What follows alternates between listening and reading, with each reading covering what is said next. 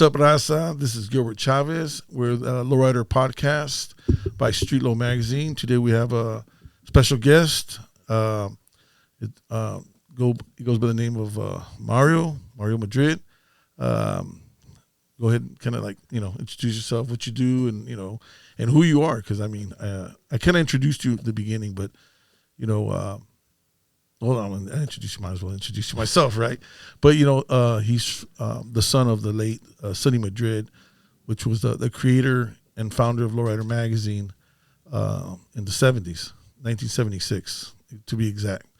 And we have him here today, and I kind of have him out here to kind of ask him some questions, a little bit of history for those that didn't know who Sonny Madrid was, because and for those that do know, the real lowriders from the beginning of time. But he was one of the guys that actually started Lowrider Magazine, brought a couple of guys aboard with him, and made history. And a lot of you guys now lowriding, and he was actually the communication for a lot of lowriders back in the days. He was our Instagram, Facebook, and MySpace. Right. So go ahead. Hello, everybody. My name is Mario. Yes, I guess he said it all. Right. He said it all. Yeah, he said it all. Let's go. But yeah, a couple of questions I have is, like I was telling you, being the son of Sonny Madrid, I really looked up to Sonny because he was an actual, to me, he was an icon, and he didn't even see it that way. No. He was just a regular cat running around, and I said, nah, people need to know who you are, Sonny. Everybody knows the name, knows the logo, but they didn't know who the man that put it together in the beginning and had so many. His vision was out there, But you being around him as a young kid, how was it for you? Like in the beginning, when you saw your dad putting this together, I'm pretty sure like my kids, they were out there kind of like tripping out, like I told you, my kids didn't know I owned Streetlow Magazine at the time. They just knew that I worked for Streetlow. But how was it for you in those days? For me, I think I was very interested in what he was doing from what I saw. Because I remember when I would go to visit him in Venice, I was from San Jose and he was in Venice at this time. That, I was older, so I was able to see and understand what I was looking at. So you were staying in Venice? Yeah, he had already moved. He had already moved to Venice. Yeah. Okay. So, by the time he was in Venice, I was like 10, 11 years old. So I was already old enough to... But you was running the magazine out of San Jose at the time, right? Still, or... He lived in San Jose. He had a place in Venice, and I think San Antonio, he had an apartment or something. Okay. So he was kind of, doing the work, going back and forth everywhere. Right on. At some point, they did have a house in Venice. Well, he was renting it out, and the magazine, various people would stay there, and he would stay there, him and Alice, his wife at the time. Right on. And so we would all stay there sometimes. Right. And he would do the layout, in the living room, and I would see him. He didn't really bring me around the work. Right. But sometimes the work came home, or we would hang out with people or whatever, we'd do things and people would be there. Right. But at that time, I would just watch the layout and see what he was doing. And also read the articles, look at the paperwork of what people were sending in and stuff like that. And I had a natural interest for my identity, Right. Growing up here, I was from the East Side, and becoming aware of cultural differences and where we fit in and what identity you're going to identify with, at that point. What does it mean to be a Chicano? What does that mean? What does it mean to be Mexican American? Right. What does it mean to be American? All these different things start going through your identity at that time period, at least for me. Right. So to see that and be around that, it helped shape that and answer some questions.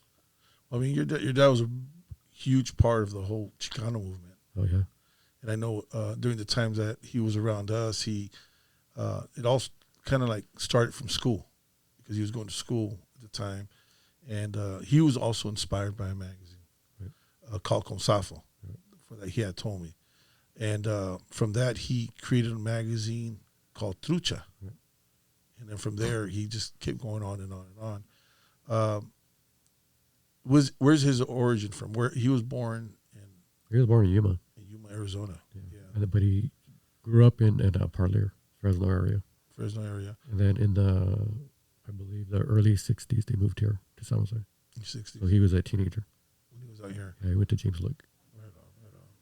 Right on. I mean, that's like I said, to me, it was a big inspiration. I saw the way Lowrider Magazine was being brought up at the time, or actually was being created at the time. It looked like a yearbook to me. It wasn't even it was a magazine of again, it was like a Facebook. It was a place for you to hang out, for people to notice who you were and what you were doing, and which I think that's a huge achievement for him and for everybody right now, because we had nothing to identify us with, and for your dad to put something together like that was huge. And to me, to this day, when I hear Lowrider, it's like I see your dad, like your dad actually building that magazine and putting it together the way it should have been done when it was taken over by other people. But your dad lived it too. Your dad was into lowriding. Your dad was the whole, he's into partying. He was young, and I understand him, because I was young too when I started. And what do we think? We want to party, have fun. At the same time, we were building cars to have fun with, and your dad had all that, but he also had that culture behind him, the whole cultura thing. And at times when he would come around too, he was proud of you, bro. That I know, because he was like, "Oh, my son's into this cultural, and I like that, And he started getting into it, because he started coming around and he started showing me all this, like Indian stuff and Aztecs and Mayans, and started talking to me about it. And I was like, "Oh shoot, okay." He goes, "Yeah, my son's all into this. He says, I'm gonna go see him." And I guess I don't know if he would show you the stuff he was doing, because he wanted your approval, at the time, And I know that's something that you do as well, right? You do dancing, you do a lot of the ritual stuff as well, heavily into it as well. But yeah, I remember your dad doing a lot of, even the drawings and stuff. I remember all that. But I think your dad, not that I think, I know your dad at the time was very against people taking our culture, which is I call them the vulture cultures, or culture vultures, right? Which today, I mean, what do you think what's going on right now with Lowrider? I mean, the name itself, because the magazine doesn't exist at all. And I think people out there are being misled to believe that it's still around, and there's still an identity of it, where in reality the identity is the people of lowriding, right? I mean, what do you think about that? Well, I mean, now that you're seeing it, I know that during the time you were kind of like growing up seeing your dad, but now I know you've been out there now, and you're kind of knowing your dad more by what you're seeing and what you're reading of what he had out there and what he was doing.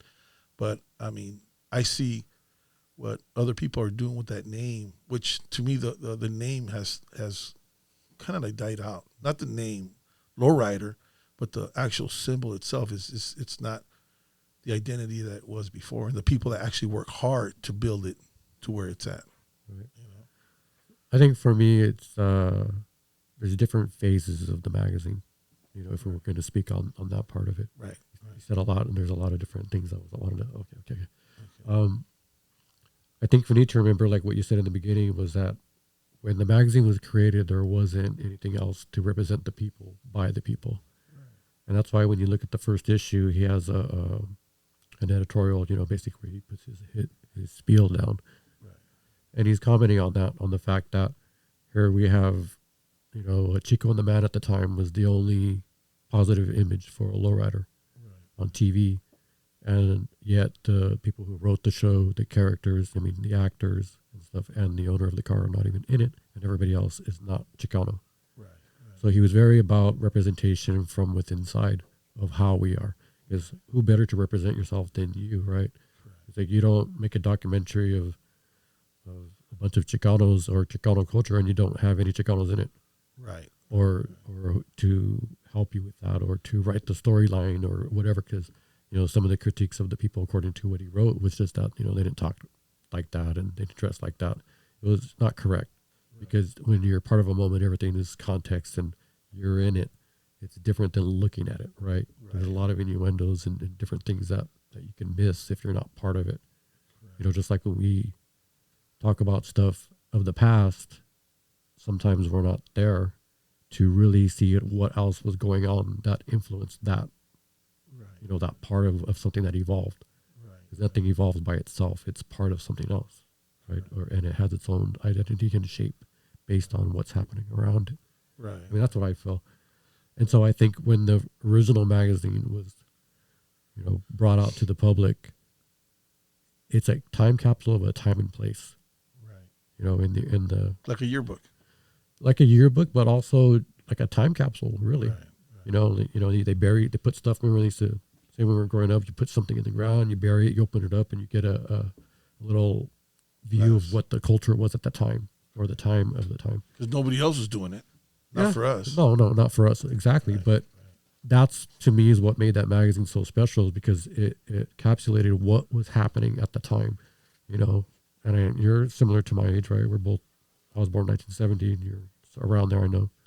72. So when we were growing up as kids, we were being raised in that time period of when the Chicano movement was still going on, you know. It went all the way to almost 1980, pretty much. And so that energy was in the environment. The energy was in the people, right? It came off of the campuses and stuff like that, and it filtered into the people with the lowriders and just the people on the street that were out there. And I remember all the TV shows that or not TV shows, but commercials, whatever. I'm proud to be a Mexican American, or you see people walking around with the shirts, "Kiss Me, I'm Brown," you know, all this stuff. And people were really proud to be Chicano at that time and representing themselves. And it wasn't, you know, out there on TV shows and media like that, because it was within the community. So I think it was very homegrown and very organic. And that's where the magazine comes from. You know, it came out of that movement. And so the people really embraced it, and vice versa. You know, it was, I remember being in school and the kids would bring the magazine to school and they were looking for their relatives. "Oh, my cousin's in this picture. Look, you know. Their kids were bringing the magazine to school. Nobody does that, you know, unless it's like a comic book or something. But that's how ingrained it was in the culture. And there was a sense of pride. And I know, at least for me, I have a lot of pride in my culture at that time, and going to the schools that I went to look around and identify what that culture was, and seeing it, and then also seeing it being reflected in the magazine. So, you know, afterwards, by, you know, the other incarnations of it, it becomes less and less. And it's more commercialized now. And so ultimately, to me, it's, what is it that you're looking for when you see that magazine? For me, I identify with the first part of it, not only because it's a family endeavor, but I remember and I relate to it. Now in the 90s, it was different, you know. And now it's basically, it's maybe the people that are running it mean well, but it's not what it was before. And if you recognize that and you're okay with that, then that's fine. That's your thing, you know what I mean? But yeah, the magazine's gone, and it's been gone for a long time. Specifically that energy that it had, which carried it through the 90s with Albert and stuff like that. I mean, in my opinion, this is my opinion. You know, and Albert, you know, grew it to the level that he took it around the world and all this stuff. And, you know, he still had elements of the original part of it. You know, he was part of it too back in those days. But well, it's one thing that your dad told me one time, and it made so much sense to me. He says, he goes, because, you know, at the time, during the time that he had it, a lot of things had happened when he lost it, or when it was taken away, and when it changed hands, and during that time, a lot of other magazines were growing out of it, taking advantage of him. That's what happens. You know, you get your employees to work for you, and people start taking advantage of you. And he had told me, "Oh, that's how Teenager came about. That's how Cubo came about. That's how Firme came about." All these people were working for him and with him at the time. And I understand people want to, you know, kind of like branch themselves out. But, you know, when they branch themselves out, the first thing they do, they want to talk bad about a person and put you down, and we're the real. In reality, you just are spun off of where you came from. You just spun off of a magazine that was original to the streets. And what your dad told me is that he told me this. He goes, because that was happening to us. A lot of people were trying to like spin off of us and take advantage of us. And I'll never forget your dad telling me one day, he goes, you're like the frijol, like the whole bean. What do you get out of whole beans? All the nutrients out of it. That's a whole bean. That's what Lowrider was. It was a whole bean. And what happens when you refry it? It tastes less. You don't get too much out of it. And how many times can you refry beans? You can do it as many times as you want, but you'll never get the same taste out of it no more.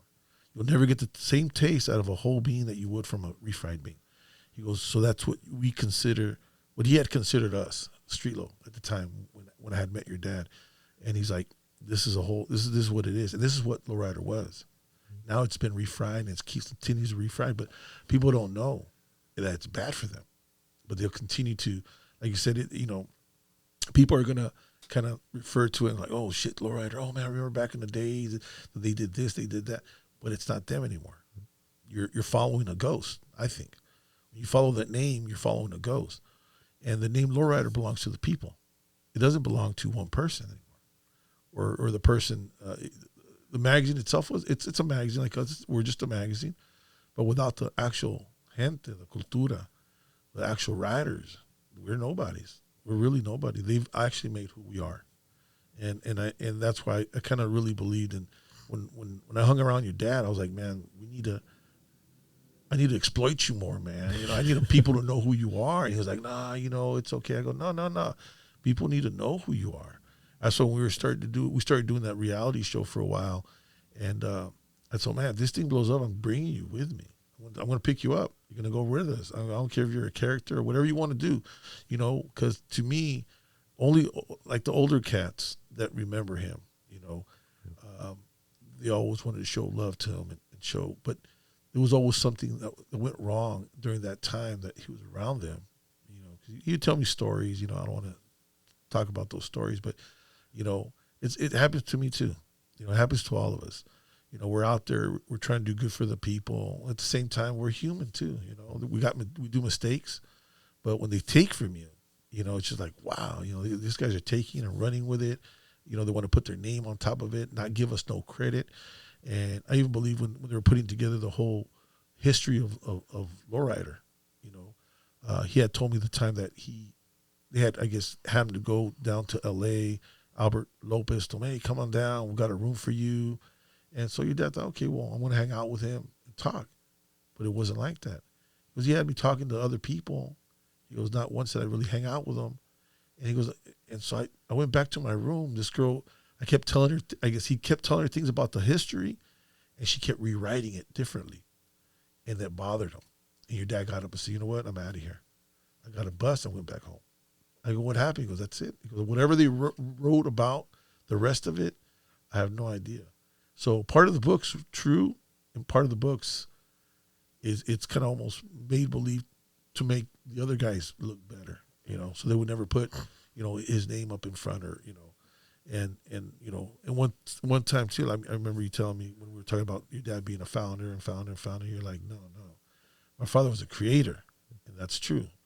He created a magazine called Lowrider, and the people around him are, like you say, are co-founders because they were there in the beginning, putting their heart, sweat, and hard work into it as well. But it takes one person to really push it and make it happen and make it believe that it's going on and stuff. Yeah. And that to me was like, very, like I said, me growing up, I never really got to see the older ones, the very first ones, the magazines. I saw them in the 80s, and then in the 90s when Albert and them took over, I didn't know what from what. So I was able to see the older magazines. I said, wait a minute. Like you said, there's a different transition here. There's something was lost right there. And I seen it. But I think it went with the times. Whatever the times are, you got to kind of roll with the times. The dress, the cars, the style. You just got to go with the times. But it is a time capsule. And it's our people, time capsule. Now it's what's going on right now. It's insane because there's no direction really. Everything's everywhere now because of the social media. Social media has actually killed the true essence of purity of what lowriding is and the people of lowriding. And I think there's been, and not that there, I know there's been other people right now that are kind of like using the name, going with it, taking our people. And like I said, people sometimes they don't care. They just see the name. Oh yeah, we're going to the show. It's Lowrider Magazine. But that's kind of like why I wanted to put this podcast together to kind of like, you know, an awareness to the people, what's going on, you know, with lowriding and stuff. But like I said, your dad, to me, you know, he inspired me to create Streetlow the way it was built. It has been built to bring in people, to bring in the drawings, the cultura, even though it's kind of wicked here and there, and we do little crazy things, but it's entertainment too. We got to make sure that it stays entertainment, and make sure other people pick it up, not just kids and grown-ups. I want everybody to pick it up because, you know, I want to be able to share our culture with them, you know. But I mean, you know, that's the loveliness of lowriding, man. You know, but got a lot to unpack. Oh yeah, no, there's a lot. No, there's a lot, man. Like I said, I mean, you know, you're there with your dad, man. You're there with your dad in his last days. I'm pretty sure you probably learned a lot from him in those last couple of days, because I know I did when my dad was passing away, and I learned stuff that I never knew about my pops. And I was sat there, I'm going, what the hell, Dad? What, you did that? You know, and it's as they're going through that transition in life, you know, that we're all going to go through one day. You know, you kind of learn more about your pops. And then now that you've taken, you know, a little bit more, I think it's like you're studying what your dad did, right? Kind of like you're going back and you're seeing your dad's steps and you know, what he wrote. Because your dad was a good writer too, man. I mean, I would sit there and he goes, let me write this up. I'm like, fuck, this shit's good. You know, and I wasn't a writer. I didn't go to school for any of this. And just, he spoke out of his heart, and when he would tell me, hey, you got to go to Visalia, man. You got to come out here. There's cruising. You got to check it out. You know, nobody knows about it. You got to go out there and kind of help promote it and push it. And that was the whole thing, man. Just going out there and being part of it, man. But your dad, he was a good writer, man, and his thoughts were pretty cool. And like you said, he was very, you know, to himself and right to the point at times, you know. And I think with, you know, what I do is when I speak about him, it's not so much he did this, he did do a lot. Right. But I also tie in, we are who we are, right? And who we are, our essence comes out in our work and what we do in life, right? It transfers our energy into that. And so who he was as a person was representative in what he did. And that's what I like to talk about, is basically he was a natural communicator, or networker, however you want to call it, right? So it didn't just start with the magazine. The magazine didn't come out of thin air. Right. It comes in a succession of things that he was involved with based on who he was as a person. Right. You know, who he was to the family even, because he still carried that same weight. Right. You know, he was a heavy dude as far as like his involvement with people. Right. You know, when he was around, present with the family, everybody gravitated to where he was at.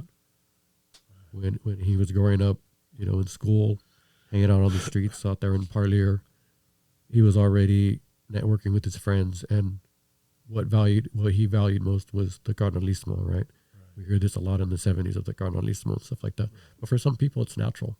It's not a concept that they learn. They're already like that. They don't want to be bound. They feel more comfortable around everybody when everybody's harmonious, everybody's together. You know, and he would talk about how in those days back there in the Fresno area, that all the little towns would have beef with each other. And then as everybody starts migrating to San Jose for work, we have, you know, the lineages of the Fresno people living in all the different neighborhoods of San Jose.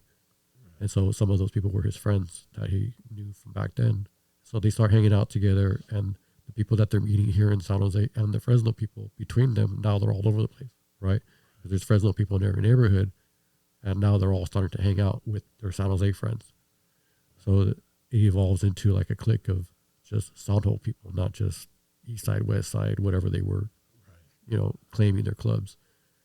and that carries on into the Chicano movement. You know, he goes to school in 67, 68, and he's a natural organizer.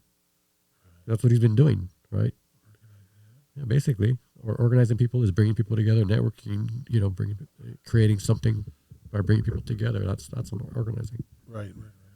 And he gets involved in that, and that's when he figures, oh, well, you know, that's communication. What is the communication media of the time? Well, it's print. You know, magazines and newspapers. So he starts getting involved with that. That's where the foundation of the magazine part of it comes into play, because he gets involved with El Malcriado, and then he goes with, from the activist, it's Machete, Bronce, La Palabra, you know, like what you were speaking about.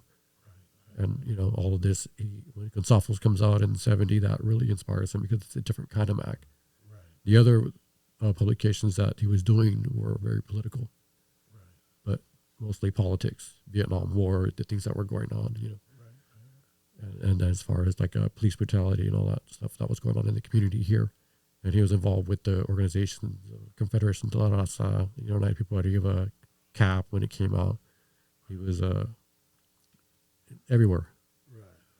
And so then he starts, by the time, you know, he gets to San Jose State, which is 71, 72, he can make a magazine because he's been involved with that, you know, already. And that's when the Gonzalez element comes in and influences him to add kind of like the savviness of the barrios. He puts that trucha. And trucha comes out, right? Trucha, you know, watch out, keep alert, keep aware. And it has that element of the edginess from the hood, which is what, you know, it wasn't the last one. After that, him and another partner, they did San Jose Community News, Seditions. And that's where they start to experiment with advertisements. Because previous to that, everything was free, kind of like just, well, not free. They were free magazines, yes, but they didn't get paid, right, because they were free, so there's no money.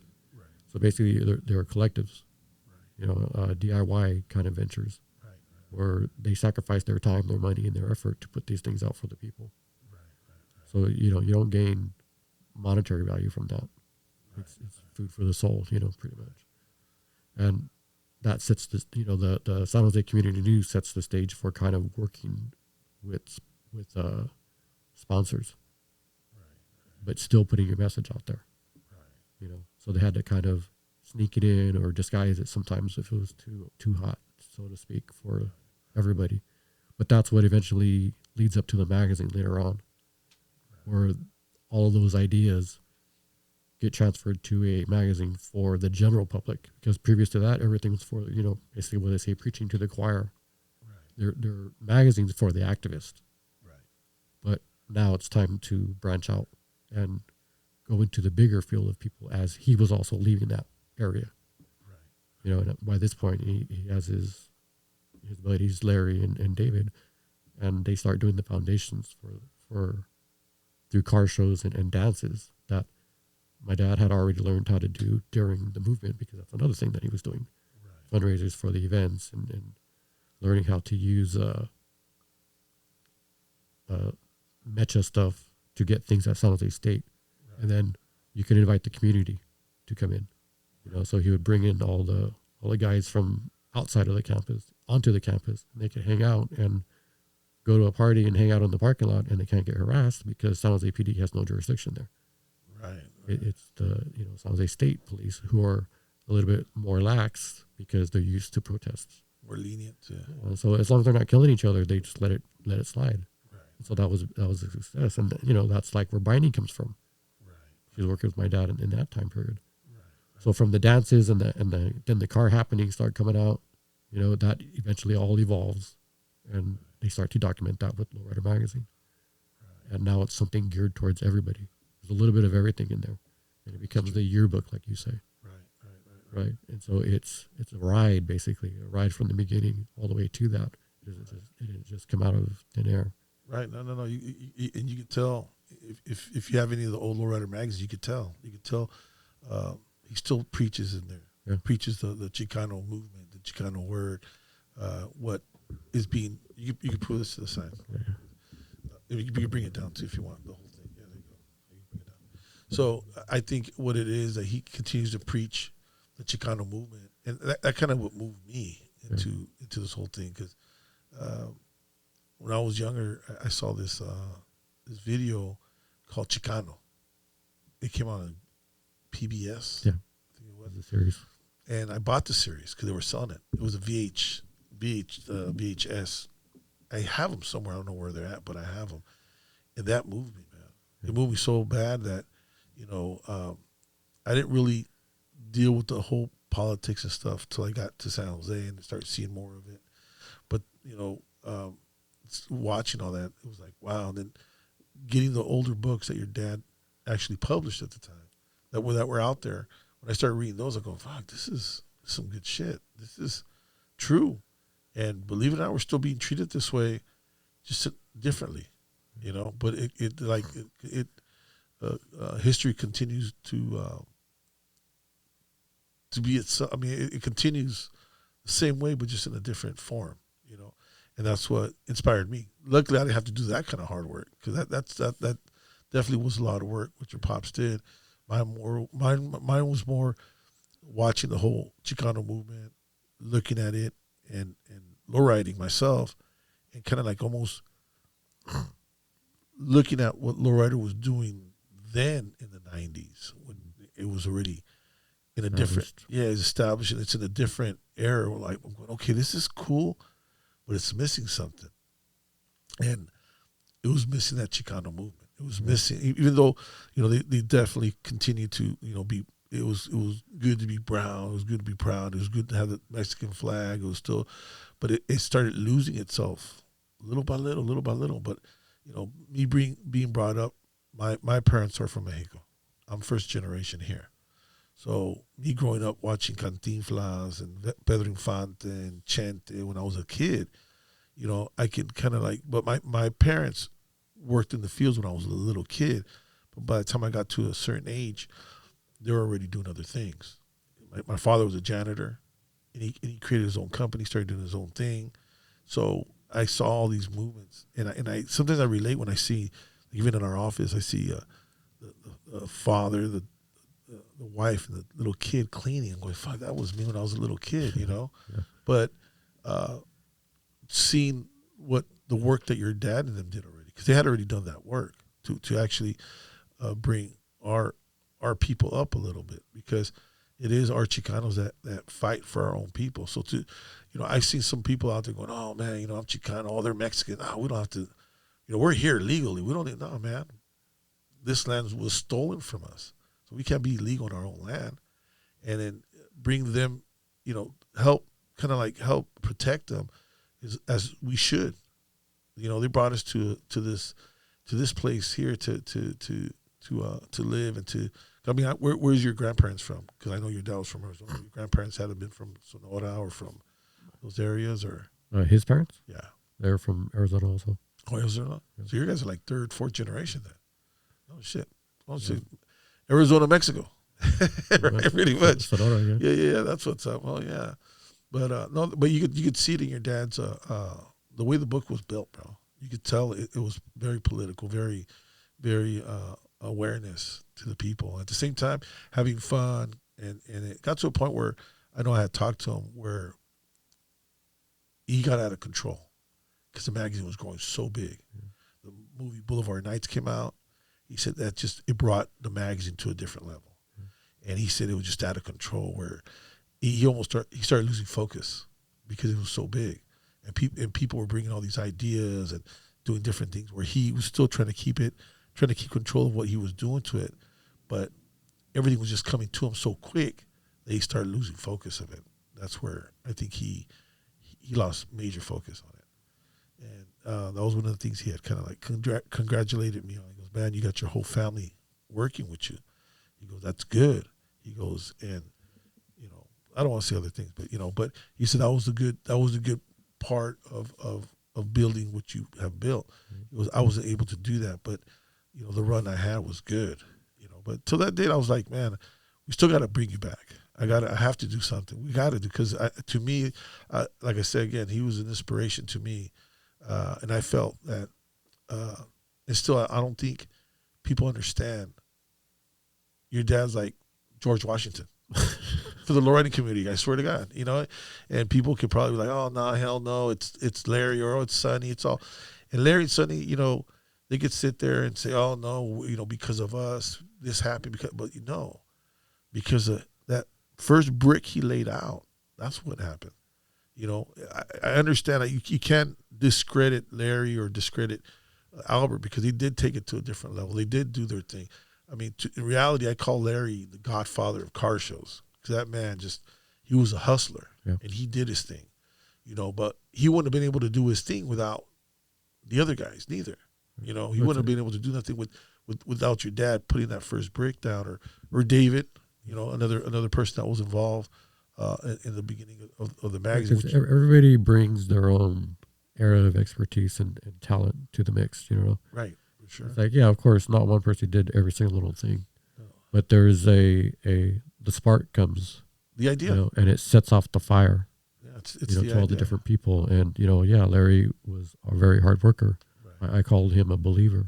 Right. He was the believer, you know, and he carried it on all the way. He was the only one that was there from zero to the end. Right.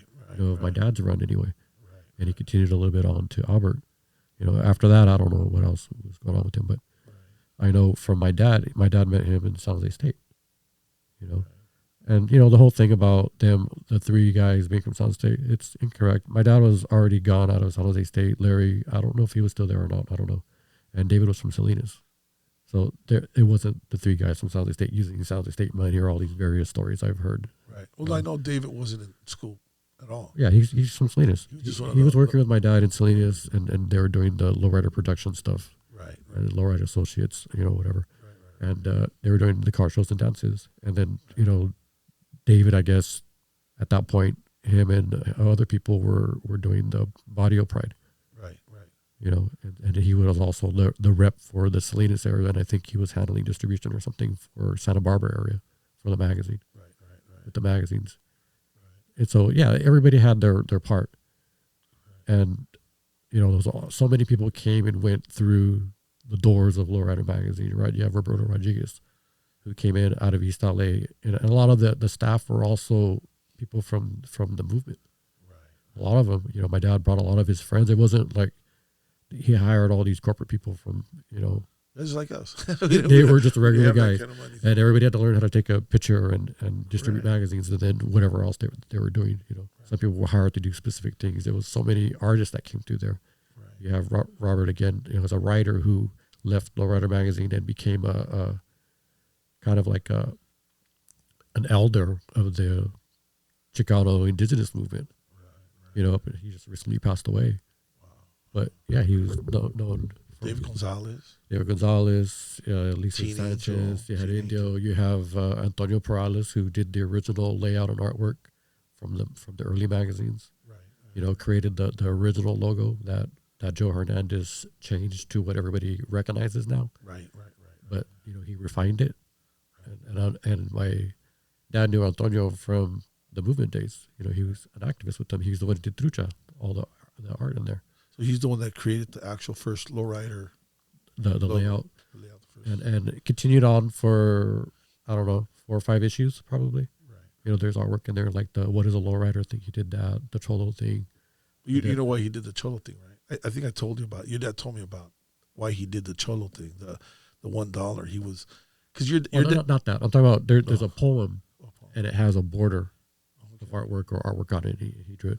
Okay. But yeah, the $1 thing was because he didn't want it to be too commercialized. Right. As far as having a big old price tag on the thing. So the first issue, everything's on the bottom. Right. So to protect the integrity of the issue, of the photo. Yeah, well, he didn't like it. He told me he's the one that inspired me. If you look at my first issues, my first couple of issues. You don't have anything up on top. Yeah. Just the header. Yeah, if you see number 1.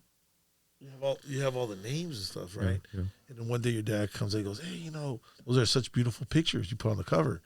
He goes, "You don't need all that bullshit on there." He goes, "Take that off." He goes, a picture is worth a million words. He goes, "Whoever likes that picture should buy it to go inside and see what's in there." He goes, "You don't need to tell them. They should already know what's in there." Right. And so that's what inspired me to start doing that. So all my issues from a certain time, you will see there's no more writing on it at all. And when he had told me he had done the $1 thing, he's like, yeah, he goes, I didn't want $1 on there, but the stores wanted it. Yeah. They're like, oh, how much are we going to sell it for? He goes, for $1. He goes, yeah, but you need to put it on there. Yeah.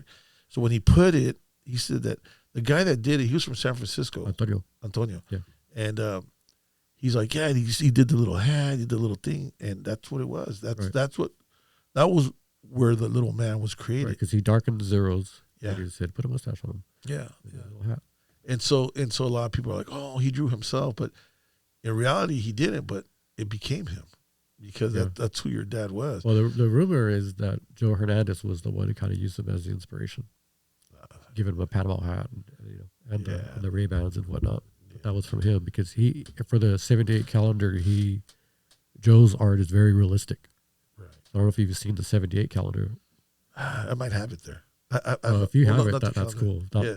I got a lot of artwork that your dad gave me. Your dad gave me art books, big tall ones, and posters and stuff. Arte de Mario. Yeah. He used to give me a lot of stuff, and because like I said, we used to trade. He used to come here, hey, let me trade. So he'd give me a book, and he'd take like 10 of mine. We'd go back and forth. It was kind of funny, man. But yeah, he would tell me, here, a stack of this. And we'll take a stack of these. I said, all right. But your dad really believed in what we were doing. Yeah. And that to me meant a lot because I was like, out of all these other people, a lot of that stuff didn't really mean nothing to me. Like what anybody else would say, he goes, let everything just go behind you. Just focus on what you're doing. Focus on what you got going on. Yeah. So every time he had a piece of what he had going on or artwork or, like I was showing you this, your dad came in one day, he goes, hey, look, check this out. He goes, you can start carrying Mexico in front of you. You can have a piece of Mexico. The blacks do it. They have Africa. We should have Mexico. Yeah. And this has a little dirt in it. And he gave me this a long time ago, and I've had it since. And which is kind of cool, man. He was very inspirational with a lot of things that he was doing. And sometimes, like you say, he'd go on his own trip sometimes, man. And he spent the night at my house a couple of times. We chilled, we talked, and he was always excited to go with me. Let's go. Let's go. He goes, oh, this reminds me of back in the days. I go, That's what he lived for, back to the whole networking stuff. That's his element. Yeah. That and art. Yeah. He loved art. He considered himself an artist. I consider him an artist. Yeah, that's what we have here. Yeah, exactly. He had the hat. He built these hats for a lot of people. And so when I first met your dad, he was like, hey, he goes, I'll do stuff for you. He goes, you don't have to pay me. He goes, I'm into the barter system. I was like, what's the barter system? What do you want to do? He goes, let me run some ads. He goes, just keep running ads for me and put these hats for me so I could sell them. I said, all right. And he was selling them because I had people call me up from the Dukes, up in Santa Paula. Was it Santa Paula? Right, Paulo? Near Ventura? Santa Paula. Yeah, Santa Paula. And they were like, yeah, man, we bought these hats from him, and they're so beautiful, and they were just so into it, because they had palms on them and stuff. And I kept telling your dad, I go, this is cool. I go, maybe we could create like a bandana, so you don't have to. This probably takes you a lot of work. He goes, yeah, but it's I'm just sitting there with a brush. So these are hand crafted, which to me means a lot. It's kind of a cool thing because.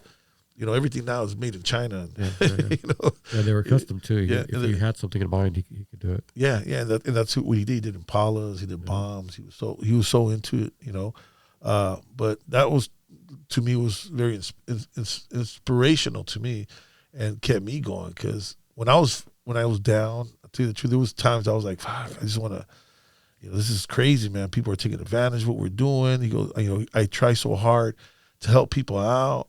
He goes, you're going to get that all the time. He goes, and he kind of okay, the first day your dad walked into my office, I'm going to tell you, I was looking for your dad for a long time because every time I would go somewhere, they're like, oh, Sonny Madrid was here.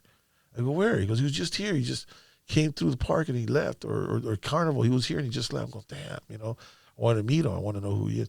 And one day he walks into my office. Just walks in. He goes, hey, what's up? The Streetlow Magazine headquarters. I go, yeah. He goes, hey, I'm Sonny Madrid. I go, oh, shoot. So he walks in, he sits there, he's looking at the whole office. And he looks at the issue and he goes, you're living magazine by magazine, huh? I go, yeah, pretty much. He goes, yeah. He goes, I know how it is. You're not making that much money yet. Huh? I go, no, not yet. You know, it's still it's like you said, it's a passion of love that you have when you're doing something, and I did a lot of it, you know, because I lost a lot of money doing it, and people would think, oh man, you guys are making it big. No, man, it wasn't. That wasn't the issue. It was just I had the passion. I had the love, and I just love to see cars and hopefully make a living out of it and continue to do it. And your dad he read me like a book, identical. He was going to go through this. You're going to start seeing some money about this time and that time. Exactly what your dad said he predicted, it was happening. Yeah. And he definitely helped us push the magazine in Visalia, in that area. Okay. You know, but yeah, no, he was definitely, you know, very inspirational, man. But yeah, his vision was good. He was a good writer, man. Definitely a good writer, man. Natural. But I think a lot of that too was just what they were doing. You know, the staff with the work of, you know, even Steve Gonzalez and Johnny Lazoya and all these different people that were there. Right. They were all embarking on a new frontier, so to speak. Right. You know, so there was a lot of excitement. Definitely. And I think for my dad, once it became a job, the thrill kind of went out, you know. Yeah. You got bills, you got all these different things happening now that you're responsible for. It's like the fun and it was doing things that hadn't been done before. Right. Going all over California and networking through these cities that had never even hung out together in one place peacefully, you know. Right. Back to that whole Carnalismo thing, you know, spreading that all through California, getting everybody just to gather and have a good time. Right. You know, and do it for the sake of doing it, for Raza, for the people, right. to better themselves in a way of not coming together and killing each other. Right. And to represent themselves in a good way with pride and dignity. Right. You know, and that was exciting for them. It was exciting for, you know, a lot of people like it hadn't been done. There was nothing to bring everybody together before. Right. At a time when there was no media that was so easy to get like it is now. Right. If you want the news, you could have it. Right. 365, 24/7 if you want. Right. Get on your phone, stare at it all day long. Right. Those days it wasn't like that. Oh, so to get into these neighborhoods, they had to actually go there, physically go there. Like you were saying, you know, the work that they did was different than what you had to do. Right. They actually had to go there. Right. You know, and so that I mean, just thinking about that, the adrenaline of conquering the Southwest through communication like that. Right. You know, that's an adrenaline rush. Right. You know, of some sorts. I'm not saying they got half of it or whatever, but, but just it's inspiring. Right. No, and it's definitely inspiring because the name itself, the build of it, you know, right. and to see, again, to what's going on now, they could grab that name and make money off of it. Right. But again, it's the whole time and circumstance, right? It was already done. Right. So now what? Now what are they going to do? You know, and I feel, I mean, I don't know exactly what went on in my dad's head as things start to fall apart during his tenure of it when he was running it, but I just feel like he lost it. He lost his love for it in the sense of what he was doing, and it was just supposed to just die. Well, I think a lot of it had to do with partying. He definitely partied a lot. Yeah, but they had been partying the whole time. Even in the movement, people would have great parties. Right. The people who fight the hardest, that are activists, they also party hard too. Right. You got to relieve that tension. You got to relieve that stress. Right. You got to relieve that stress. You know. Right. So yeah, partying could have been part of it, and the parties were probably legendary. Right. But at the same time, the bills. It has to do with who you are as a person and the personalities of the people involved, right? Are people resisting you? Are they branching off and you know, how would you say, being conniving with things and creating things to go against you? What's happening? You see, that could break you down. Yeah. Definitely. A lot of different things. And ultimately, it's in these circumstances like that, it's what is it inside of you that drives you too. Right. Because you can overcome things if you have it in you to persevere like that. Or if it's not worth it to you, you don't. Right. Or you can let the partying take over or whatever, which I don't think really, I mean, yeah, they partied, but that's just a symptom of something else. Well, I'm thinking maybe and I don't mean like partying like that. Like I mean like partying like he had too much fun. Where the business part of it, he was like, I know what you're saying. I'm not saying like they all drugs. He got to the point where, man, this is stressing me out. It ain't worth it. It's stressing me out. I owe so much money. Everybody's having fun with what I'm putting out, and because nobody really sees what one spends, man. Right. Like me, nobody sees what I spend. But that's what I mean, though, right? It's in the sense of who you are. If you're doing it from a passion, right. from your core as work from your heart, right. that all the other responsibilities that come with something like that, if it's a business venture, can weigh you down. Make it. I don't want to live my life stressed out. Right. It's not what I'm here for. You're right. I'm here to be with people, to bring people together, not to pay bills. Right. That's not why I'm here. I wasn't born to pay bills and stress over the next issue is going to be more, sell more than this one, or what am I going to do with all my employees all over the place, trying to regulate what's going on and bring everybody together, keep them together. Right. It's a lot of work. No, it is. It is. That's probably why I haven't really pushed myself to that point. Yeah. I talked to somebody the other day, and they're like, "Oh man, I grew up off Streetlow, and when I first started seeing it, I thought it was a huge company." Yeah. And I see 2-3 homeboys just doing their thing. I said, "Yeah," and people have always, "Oh, you should do this, you should do that," but they don't really understand till you get to this point, And it's been very stressful for me. It got stressful for me for a couple of times. That's why I understood what your dad was going through, and when he was telling me, a lot of things are happening when I let it go. There's a lot of money owed when I let it go, and I partied it all off instead of taking that responsibility of continuing it, like you said. But you have to understand too. He was a young kid. Yeah. We were kids. Even at 20, 28, 29, 30, even 30, we're still not thinking straight, especially when you're in your 20s and you're making money. You don't think straight. And then he's a young father, too, at the time. Oh, no, not when the magazine was lost, no. No, by 85, he was in his 40s. Oh, he's in his 40s already? Yeah. Oh, shit, I'm ready. I'm already putting him at 20 years old. Okay, sorry, guys. But okay, so he was already in his 40s. Yeah, because I wouldn't be my age if that was right. true. But it's still a stressful. It's still kind of stressful, even at your 40s, because I started at 25, and throughout my years, at 30, I had it was banging and booming. We were doing good, but there was stressful nights for myself, man. I couldn't sleep. I need to pay the next bill. Yeah, but see, that's what I'm saying. Magazine, it was stressful, but nobody sees that. Everybody sees the fun. Oh my God, this guy has money. And it wasn't like that. The only person that knew that was my wife and my family. My kids never got to see that because they were too young to understand. They just, Dad, I need shoes. Yeah. I'm going to get them the shoes. They need shoes. We might not eat this way, but he's going to have his shoes. And it was stressful. It's definitely stressful. And that's why I feel, I know your dad went through a lot with that, and mainly it's his fault. You can't say it's not. Every person has its own fault. But we're all men. We're all human at the same time. And sometimes when you have something you never had or you didn't grow up having, it takes a big toll on you too. Because if you're born with it, and I mean having money, in control of money, or coming from a business family that knows how to control money, you're the first one doing it. It is tough because you're trying to control and trying to figure out. But I think it was a little bit harder because there wasn't computers for him. Everything was manually. Yeah, they did everything. Everything manually. Because I remember him telling me when they were doing the pictures or doing the layouts, they would put pictures down, and then they would take a picture of it, and they would turn it into film. Yeah. Where when he came in with us, we were putting pictures on a scanner, scanning, and he goes, "Oh my God, it's so easy." Yeah, it was all cut and paste and everything. And now it's even easier. Now it's just plug a button, shoot up all the pictures into a thing, and now it's direct the plate. You send the magazine to the company through a computer. They get it. They don't even have to print. Everything's direct the plate and print your magazine. It's insane how everything became.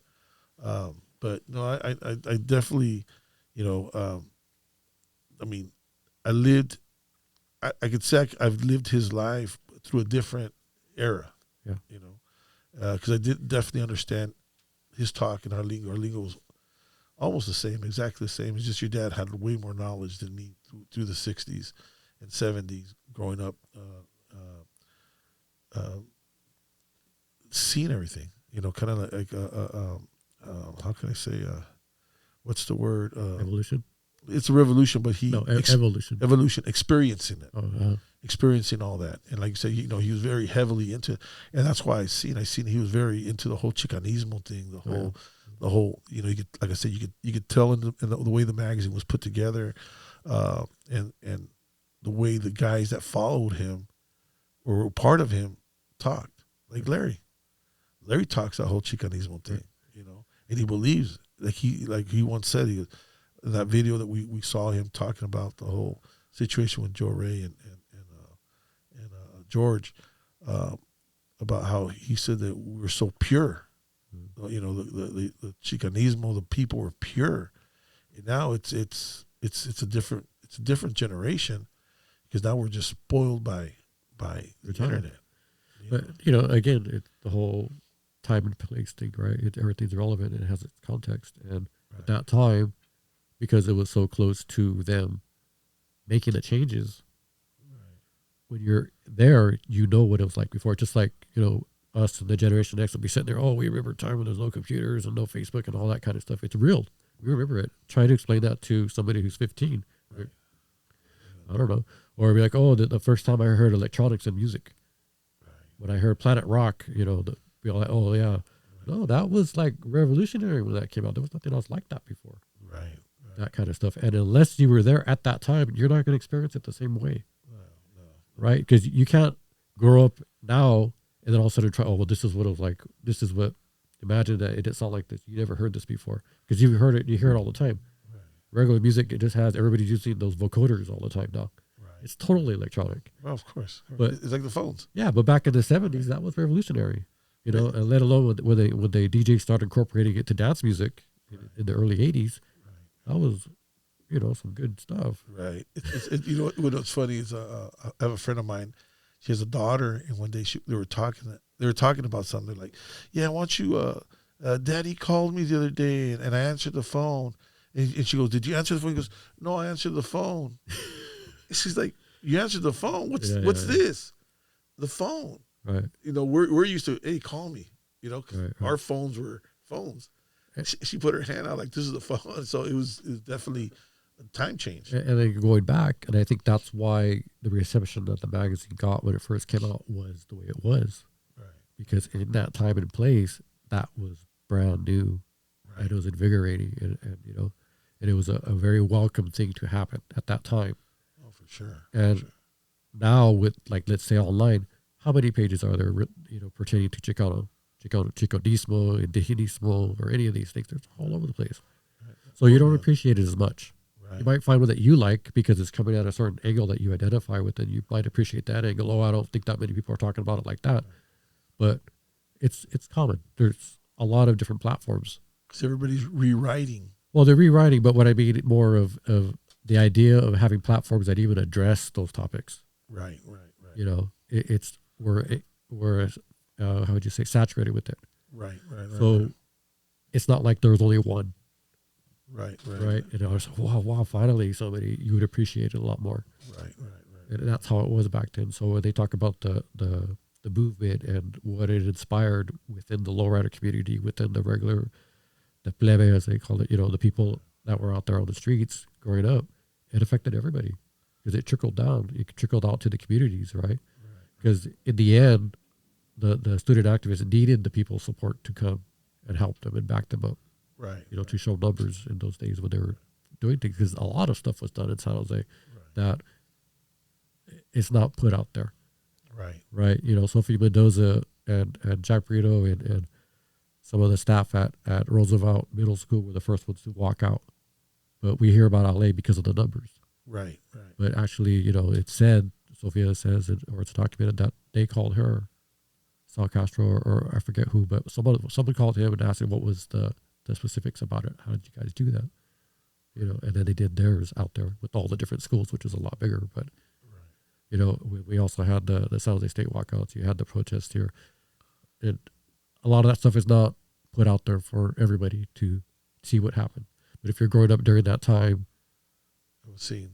Yeah, it was probably, you would hear about it more or see people do it or, You know, in my dad's case, he's bringing people from the neighborhoods to go support their actions that were going on. Right. You know, and that's why on my page, that's what I try to put out there is like, you know, these are some of the things that were going on leading up to and during that time period when that magazine was created.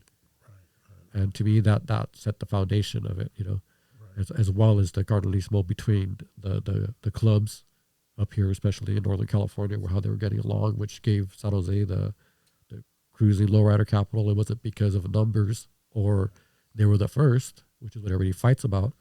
It was quality. And organization. Quality and organization. That the Clark Clubs were working together, you know, and the parking lot situations at Story and King. We had these massive parking lots and we had the parks. We have the whole commercial aspect of it with the hydraulics stores coming out, you know. Right. First hoppers. A lot of different things. So as small as we are and per capita, we had a lot of clubs. Right. You know, my dad said something that was like, you know, over 40 clubs at the time of Lowrider Magazine. That's a lot. Here in San Jose. Yeah, for our city, it's not that big. It's not Los Angeles or San Diego here. Right. But San Jose has always had that history of really representing the Chicano community, and you know, in California, the Southwest. Right. And for our numbers, we have a lot. Well, your dad always said, so that was the reason, the whole thing about the capital of lowriding, he named it that it was San Jose for the same reason that the organization that was done here. He says, he wasn't taking nothing away from L.A. No. L.A. is the mecca of lowriding. Right. That's the mecca. That's where. That's why they had to conquer L.A. They had to do it there. So they aimed to get the Super Show there. Right. But in San Jose, it was the gardenismo from them, which, you know, he credits being part of that, of them working through the neighborhoods and working through the clubs to get together right there at Christmas Hill Park and. You know, where they took the pictures for the magazine, but that was an example of what was going on up here. Right. You know, and through their dance scene and the happening scene and the schools and stuff. Everybody working together, and the idea was to get together and not have fights. Right. You know, part of that was we didn't have the legacy of the car clubs and their historical rivalries. Right. You know, the car clubs were kind of new. Pure car clubs anyway. We had social clubs, yes, but. The pure car clubs were kind of new, so they didn't have that historical background of having beef with other people. Right. And you know, and we had a strong middle class here. Right. So a lot of new cars were here, and the mentality of the people, probably because we're up north, closer to all the activism up here in Berkeley and San Francisco and San Jose, where everybody was doing the civil rights stuff and other things that were going on at the time, and the anti-Vietnam stuff, but.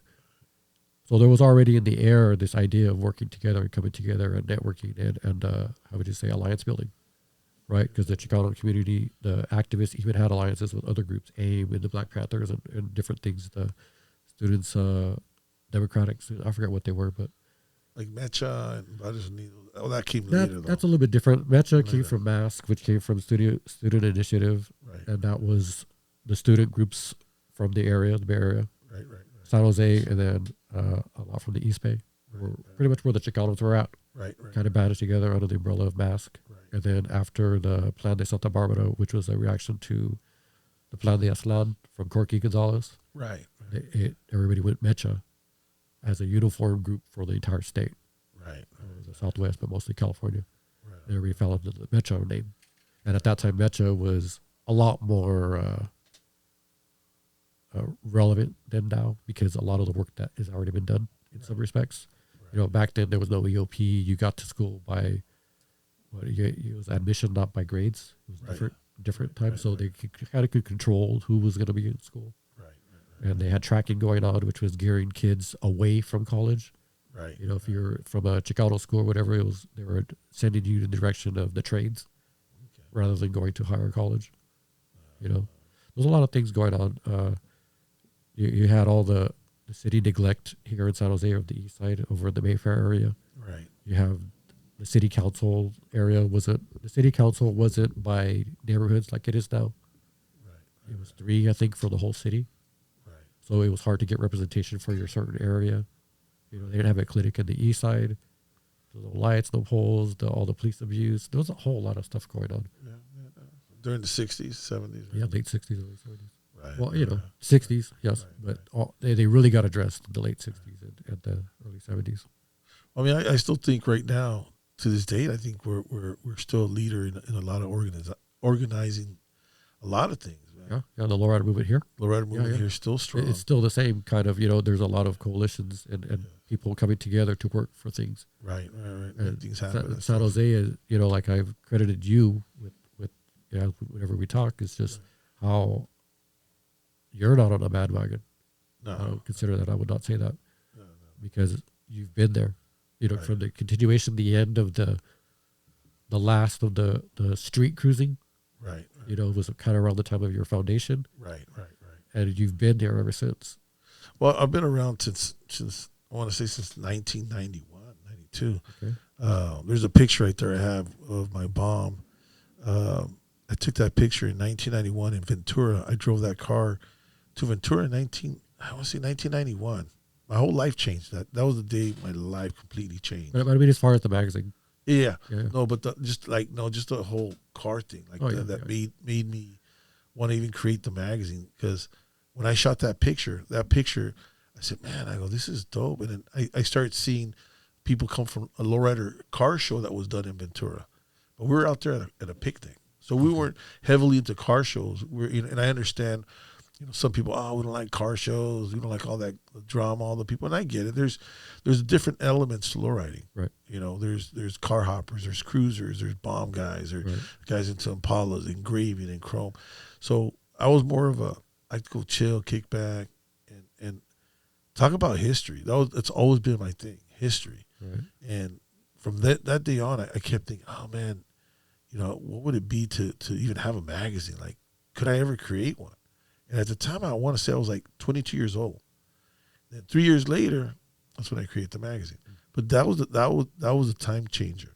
And that's why I keep that picture there, because that changed my life. I drove that car all the way there, and I drove it all the way back home, and I still have it. It's a 1950 coupe. Yeah, the one by the paint, the black and white one. Yeah, I can see it from here. Yeah. That's the one I did, and that changed my life. It just and I said, I want to build something, but I wanted for it to be pure. I wanted it to be pure. Of course, when you're young, you're trying to add all kinds of fun stuff to it because you're trying to create something that everybody wants to see, and that was my thing. But at the same time, I wanted to add the Chicanismo in it, the cultura in it, the tipos pasados, the poems, the stuff that we love. Even though other cultures or other people aren't into it, it was just something I know we were into it. And by even going back to your dad's foundation, because that's kind of the foundation I grew up off of, and I pushed myself. So your dad did the work, usually, and that's the kind of person I am. I like to see people do kind of like create the foundation, and if it's easy for me to do, I kind of like will roll into it and help push or create something different. But that was my whole thing, just seeing that, and it was just a luck, and I guess it was just faith, because Lowrider Magazine was being sold in 1998. It was just faith for us, because we started in 97, coming into 98, pushing out our first issue, and after that it was just different. And I could see it, and I walked into where Lowrider Magazine was first being published, and I said, "Here's my magazine." It was my magazine. It doesn't have too much glittery or whatever, but it's going to get better. But I told him, all I could tell you is this is real people. We're real lowriders. And he didn't even have to look at it. He just grabbed it and goes, okay, I want 5,000 of them. Just like that. I was just like that. He goes, we're going to try you out. And the first time they tried us out, he just keep bringing them to me. And we just kept bringing them to him. And we kind of almost outsold. We were taking a lot of Lowrider Magazine's sales, or not even sales. We were taking a lot of their clientele for sure, because he was looking at our sales where they were putting. He goes, wherever Lowrider is, we're going to put your magazine, and we were out kind of selling them. But because of the pureness, I think, of the magazine and the people that were in there, it's again went to all the. I was trying to find that canalismo from here to LA, because there was such a division, right. Because of the music and the colors and the gangs and the prisons. Even in prison, we were inspired. We were embraced by a lot of prisons when we came out with the magazine, and that was my whole thing. It was just like you said, just a different time that we came out, I think too, also served at that time period because I say there was a second Chicano movement of that time, Right. right? If you remember, Yeah. and with all of the stuff that Wilson was doing and Schwarzenegger and all that kind of, there was a lot of stuff. That's when the migrants became felonies, and they're banning the books, and all these different things that were going on. But it's funny because it's the funny thing about it. Anytime someone else comes into power, it's an immigrant that comes into power and wants to prove themselves by taking out other immigrants. Yeah. And I've seen that. That's it happens. Been going on all through history. Every 4 years, it blame happens. the new guys, right? Right. But yeah. So like we had Razateca. Yeah, where you got Morgan from. That's where I got Morgan from. Yeah, and that was radical. That was radical. And then for all of us, the Danzates that were blossoming at that time period, it was just a whole bunch of political activity going on at that time too. Right. So it's kind of like you almost repeated history again. Right. You know what I mean? That cycle came back. You guys came out, and all this stuff was going on. Because me and my dad would talk about that, and he was just kind of like, how do you see your movement? Like, well, it's a continuation of what you guys did because they acknowledged things of what they were, Right. And then for the next generation, or our time period was, what does that mean now? How do we incorporate that into our lives? Right. And out of that, you got all the sustainable farming and all this indigenous awareness and stuff that's going on. And right now, it's like all over the place, It's because you can't forget because it's going to continue. Yeah. As soon as you forget and you lose sight of what happened, it's going to repeat itself, and you'll be like, "Well, nobody knew what was going to happen. Nobody knew they're going to come start attacking us again." Yeah. It's a cycle, but there has to be some kind of a foundation put down, man. Yeah. Especially for that, especially for immigrants, man. Especially for people right now, because that's a touchy thing right now too. Because I've been seeing it all over the internet. People making fun of it. People are scared. People are scared. People getting denied, and that's crazy. I know a couple of people that got their visas denied. They had a visa, and then they have properties, they have businesses in Mexico, but they just got denied, and they're like, "Why are we being denied?" We're just cutting off everybody now. Yeah. Like, they don't understand that immigrants have built the United States. It's built off immigrants. And not only immigrants, it's our own, like Elon Musk. He said it best, even though he's kind of crazy, but he said it best. He goes, "We're dying a slow death because we're not reproducing. Americans aren't reproducing." And I see that. A lot of people don't have kids. Well, that's what's going on in Europe. Yeah, nobody wants kids. Everybody's like, "I don't want kids." People here because it's expensive. But immigrants they're coming in, they're reproducing like crazy, which is good for the economy. Yeah. Because he even said it himself. He goes, people are saying that the world's being overpopulated. But he goes, but it's not. It's slowly dying. He goes, it's even during the baby boomers. When you came back from war, they killed all kinds of people. When they came back, they were given initiatives. If you have more kids, we're going to give you more tax breaks. We're going to give you, reproduce. We need more people here. And that's, I think, the only ones that have been doing that have been immigrants, and not just Mexicans. I'm talking about all down south, because even everybody from down south, from Brazil to Nicaragua, Guatemala, Honduras, Belize, all these places, we're the same people. We just borderlines have actually divided us to believe that we're not. We got the same blood running through us. We just got different dialect of talking and eating stuff, but we're the same people. If we look at, I've been throughout Mexico and now I went to Puerto Rico, but I'm seeing everybody, we all look the same. There's nothing, like who said it?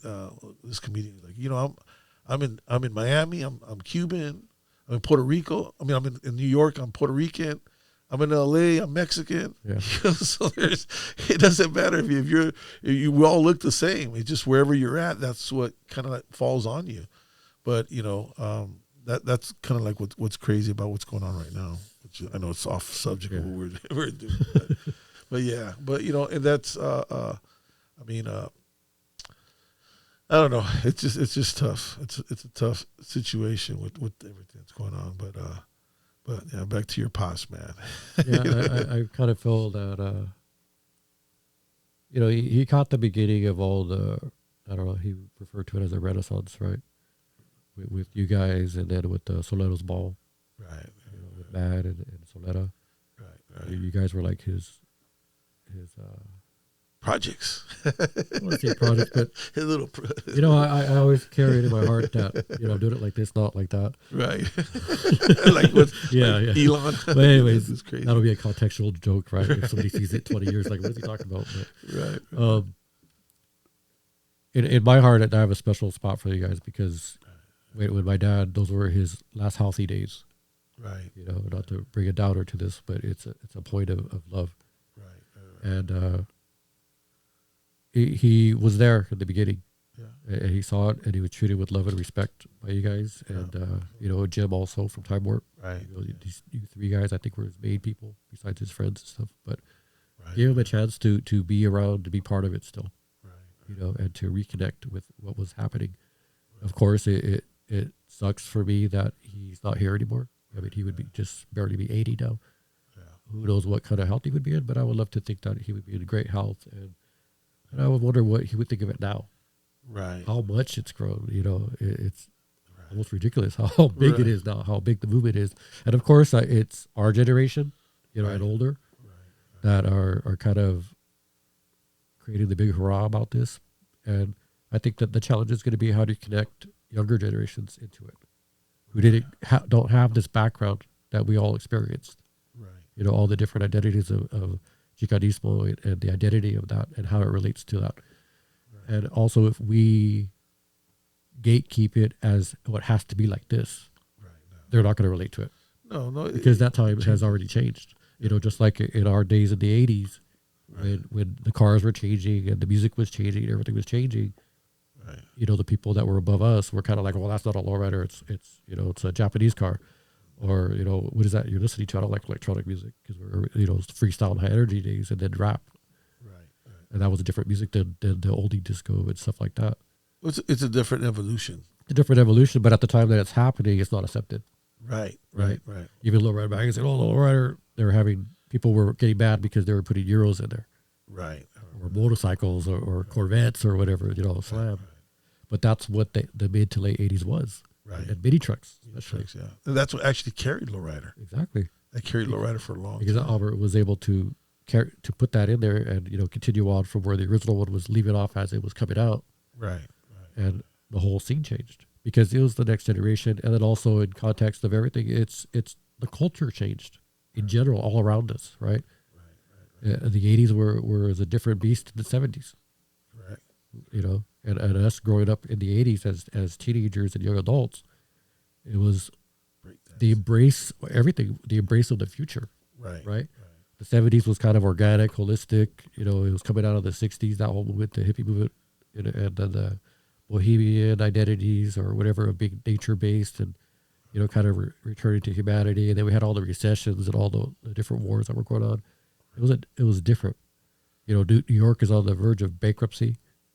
One of the biggest cities. We have our recession here. Right.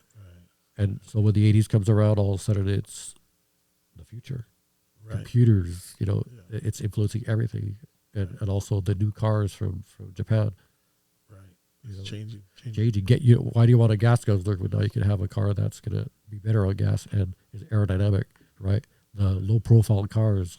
Right. Which became standard after that. But when we were slamming those cars, they were low profile. Yeah, we were getting tickets. and now that's how you buy a car. It influenced it that much, but at that time it wasn't accepted.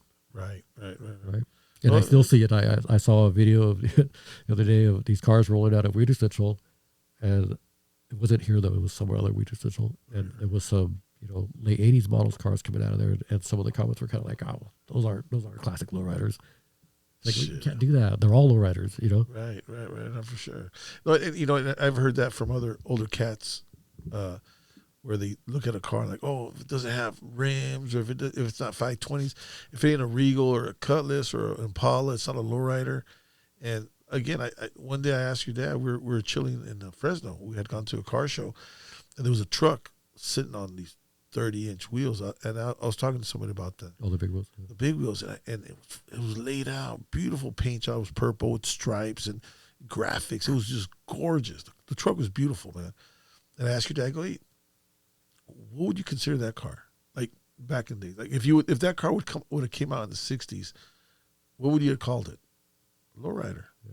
He goes, because in reality, a lowrider is any car that was actually lowered. Yeah. Didn't matter what kind of rims it had. It could have had tractor wheels on it. If that thing's on the ground, it's a lowrider. That's what it was considered a lowrider.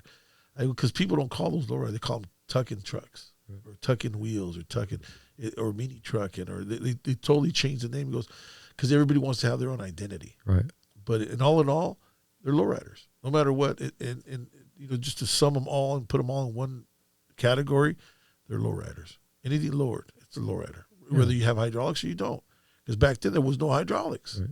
We just had to lower them. Yeah, there was a constant evolution of the cars, right? Right. So every and then with the bags, oh man, I don't put bags because bags aren't it. Bags, the sissy way, or whatever. Right. but if you had had bags back then, they'd say that was the very first thing that we had was bags. Yeah.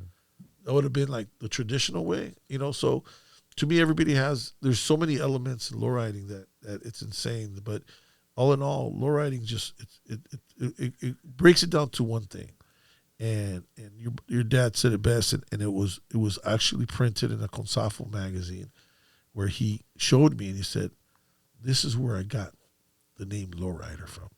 That's what he told me. Hmm. He showed me the article. He goes, "Look what they call lowriders." Yeah, 1970, right? It's the people. No, 1968. 1968. Okay. It's the people. Right. It's the people they call lowriders. Lowrider isn't a car. It's the person that does it to his car. Yeah, it does it to his car. It does it to anything. Right. But they were because that's when the cholo were coming in. It went from Pachuco and it was transforming. Like you said, there's an evolution to everything that comes around. It went from Pachuco. Now you got these cholos wearing baggy pants, baggy shirts, bien tumbao. Like that was your thing. Like you're low riding. Here comes these low riders. And I think one of these articles, if I'm not mistaken, it's one of these pictures I was able to take from your dad's books, that it talks about it, and it talks about what a lowrider was. There was a guy walking around, be careful. Yeah. These guys, they're drinking, and it was like an awareness about these guys, but at the same time, that it became the car, it became the person, what the person was doing to their cars, because I think they were dropping cars even way before that, like 1957. I got pictures. But no hydraulics. It was just a 1950 coupe, which I got pictures of. Right. And it slammed. This car is slammed on the ground, leg pipes and everything. Right. I showed him a picture of it, and it has a guy holding the Lucky Stripes next to it. And the picture said 1957. Like when they stamp them? 1957, June of 1957. So lowriding was still, and these pictures were from Pacuema, up in Los Angeles. Yeah. So that still was going way back into the 50s. Yeah. But that was a different style, right. And again, a lot of it wasn't recorded. There wasn't really much to record it. No, at that time. And that's that was the shame thing about it. Where, again, I give your dad props, and he's again the George Washington of our culture of lowriding and Chicanismo of being recorded in a way that we saw it, not in a way it was seen by others. The way we saw it, the way your father saw it, the way his allies saw it, the people that were helping him saw it, and that to me is revolutionary. And I've always told you, man, there has to be a movie made about your father, and I think, everybody else has movies about their lives, about, musicians that we never ever heard of, and we sit there going, oh shit, and they're good movies. I mean, I like looking at reality or movies based on real life, and it'd just be good to have something like that on your dad. Cesar Chavez had his, which I think they did an okay job on it. I think they could have done way better and longer. The movie should have been way longer. It was too short. It showed just like little parts here and there, but I think a movie about your father about how it led to him creating the magazine and it going beyond, from there, just about your dad, not about anybody else. Fuck, fuck everybody else. I'm not fuck everybody else. They can create their own shit. They got enough money to do it. But to me, the person that actually really created it in the beginning. After that, whoever got it, got it. But to me, it's just a shame how it went from hands to hands. Because I was mad for a long time when Albert Lopez sold the magazine. Because I felt like you sold part of our culture, man. Believe it or not, you're sitting on a throne here, man. You're putting our people ahead of a lot of shit. You're putting value to what we did. That's kind of like what was going on. It's the value that we didn't have. We didn't have no value. We were buying beat up cars and making them ours. Yeah. We were buying luxury cars that belonged to rich people that we thought we would never own. We ended up buying them for pennies to the dollar because they're riding brand new cars with air conditioning. We were buying their junk and turning this junk into diamonds and into art, work of art, and to me, when the magazine was sold, I was like, wow, man, this motherfucker just sold our shit. So in the beginning of our magazines, I used to talk hella shit about them. Fuck them, fuck that, because I was just mad. It was just me, my own opinion of being pissed off, creating a magazine for our own people because I had so much love for us. Like, we're losing who we are, We're letting everybody else jump on our shit. Everybody wants to be cool. You're taking our shit, and that's how it is nowadays, You want to be a rapper, a singer, or artist, and they want to be cool. Guess what they do? They go buy a lowrider. And they start dressing like half of the guys that dress the way we dress, And when I start seeing that, I'm like, again, I relate it to your pops because your dad talked about people taking our stuff, taking who we had, what we were doing, taking our culture and making it theirs and saying, oh, in their music going, oh, we started this. And, because for the longest time, people were saying that lowriders started from black neighborhoods, that lowriders started from, and it wasn't that. I know they're part of the culture, don't get me wrong. I mean, and I embrace them, but it wasn't, or other culture started, they didn't. Because if they did, they would be heavily into it. Who's the culture very heavily into, or the race that's very heavily into it? It's us Chicanos. We're heavily into it.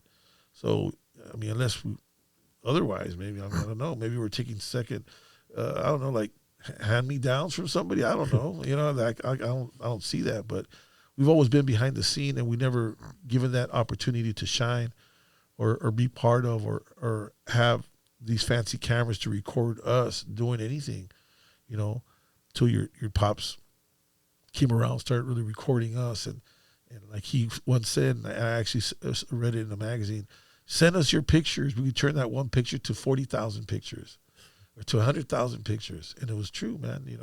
That was the only place we could. Now you put on the internet, fucking turn into 100 billion. but that was like you said, it's work done by someone that doesn't really want anything in the beginning. He just wants to be part of something and to give back to the community, to create history, and that's kind of like leave a legacy. And I think that's where your pops did leave it, but it's halfway there, because I think a movie should be made of them. Something needs to be made, and all these people calling it Lowrider Day and all that stuff. And I mean, shit, it should be on your dad's birthday, right? Or your dad's passing. One of the two. I think on his birthday, I think that's what they do with Cesar Chavez, right? On his birthday, they have Cesar Chavez Day on his birthday. Is it his birthday they do it? I believe so, yeah. That's what Lowrider Day should be. And I strongly believe that. When everybody else is trying to get, Lowrider Day is on this day. No, man. No. To me, that just, it blows my mind when people start doing that. I think it should be on your dad's birthday, man. I mean, and seriously bring that to Sacramento. I know what they're doing in Sacramento. It's a cool mix. It's a cool move, but it's not a direct hit to what history is, and to create and I think to address it right. I think that's something that what do you think about that? I think it would just be a consensus on the people whether what is it that they want to celebrate on that day. You know, it's part of The creating of Lowrider, of the actual movement, because that's where it started. yeah. We know the coming out of lowriders, and the first filming was in the 70s, 71, 72, when and I know lowriding was back in the 60s as well, 68, 69, but there was no real recording of any of this. Yeah. And I believe somebody that changed and revolutionized the world was The magazine. the magazine, named Lowrider Magazine, and the people in it. And I think it's only fair that the day should be celebrated the day of your father, because that was the day that it was created. If it wasn't for your dad, who knows who would have created it? If we wouldn't even had a magazine like that, Yeah. I mean, it is what it is, and you have to go by what's done. Yeah, we've all been hot rodders, to this day, talking about hot rods and all that. But they're nice cars too. But I think that should be done. That's something that we should actually bring up to them out there, and talk to them about that, or even here in San Jose. All these guys that really want the truth. They want to, it's not about them or them creating a date and, okay, we're going to call it this date. Yeah, let's just do it this date. And they're making that decision because it's important. To me, it's a very important decision to be made. And just to make it just because you want to, I mean, okay, this is the date. I declare. It's like it's like Columbus. I discovered America. When wait a minute, we're already here. There's a lot of people here already. I think that's again. That's why I say it's going to be what is the significance of that day. What is it that they want to celebrate? You can go off and right.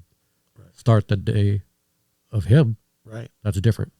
Right. But whoever pushed it through office or whatever to get it to be Lowrider Day, right? What was their intention? Exactly. That's where it comes from. Exactly. Rather than let's change their date. That's like I don't know what they were doing. Well, they picked June 22nd. Well, that's his passing. Oh yeah, the other day. Yeah, June 22nd. I mean, they invited me to go up there and represent my dad. Right. Right. But yeah. I don't know what the correlation was between the date. Right. Why they picked that date. Right. I don't know. I mean, but to me, it was kind of interesting. It's around my dad's anniversary of his death. Yeah. So it's kind of like that. And, honestly, again, like I say, it's up to the people. What is it that they want to celebrate? What do they want to know about? Right. I feel like not everybody cares about the history. Some people, it's the idea of doing it. That's enough for them. Or the concept. Right? Because that's their life. They're not sitting there trying to figure out, I don't care who did the magazine. The magazine's there. It did what it did. I liked it. It's really not important to me to who did what. But you see that. No, I'm not saying that's what I feel. But that's a lot of people's sentiment could be like that. Right. Right. And then you have the historian people or whatever that are really into the details and the fine lines of things, and they could be like, well, who did what? Right. I want to know that. And well, I mean, I understand what you said right there, but the people that say that are the people that don't come around no more. They're in it for the fun part of it, and they're not in it for the lifestyle of it. Where there's a lot of us that are in. It's a culture. It's a lifestyle for us. It has been for many, many years, where for some it's not. Some that come in and they jump in and jump out. Oh, man, lowriding's huge now. It's always been huge since I can remember. Yeah. It might have been huge for you now because you just went and bought an Impala, and now you're a lowrider, and you're dressing like a cholo, or you're dressing like however you want, because there's no really way of dressing when you're driving a lowrider. Lowriding is just being you. Right. So it's a car that you love to drive. That's you. But to me, it's important because to me, it does significant. It has a significant. The date needs to have a significant. I'm not going to celebrate that day because they just want to celebrate that day. They feel, oh, it's a perfect, beautiful day, and this is the day. No, man. Right. There has to be some type of history significant to it. It's like saying, okay, well, let's celebrate 4th of July on 8th of July. Right. Say, shit, why not? It's beautiful on the 8th, or let's do it in August. It's better in August. Like the New Year.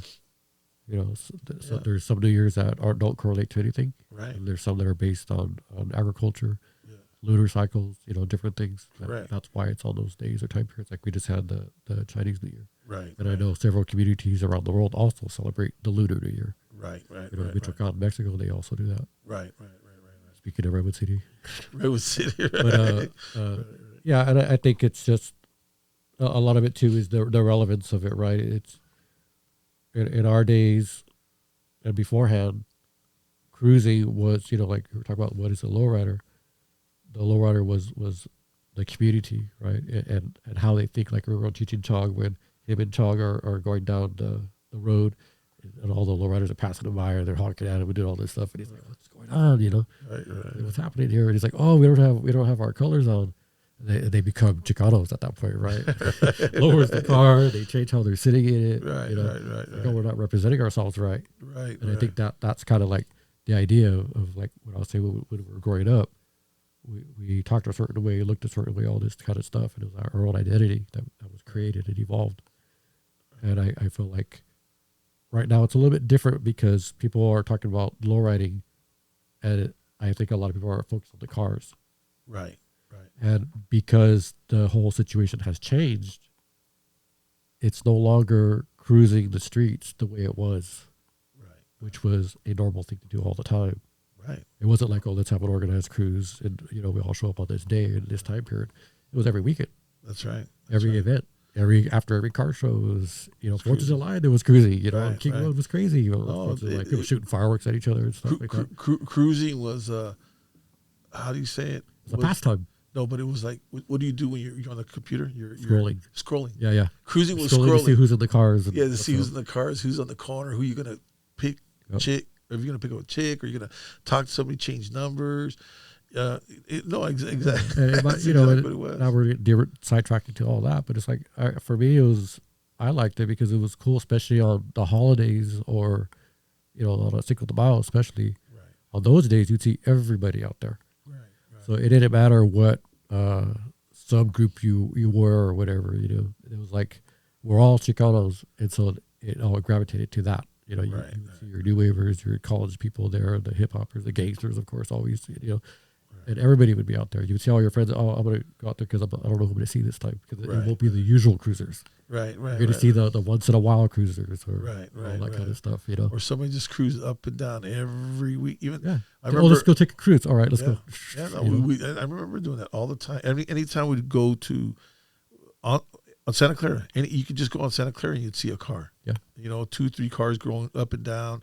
But bestly was Friday, Saturday, Sunday was the time because you'd cruise by the clubs but it definitely has changed. Studio. But the cars have also changed. Yeah. So they are newer cars. There are those kids out there now that are doing those burnouts and creating that takeovers. Yeah, the takeovers, and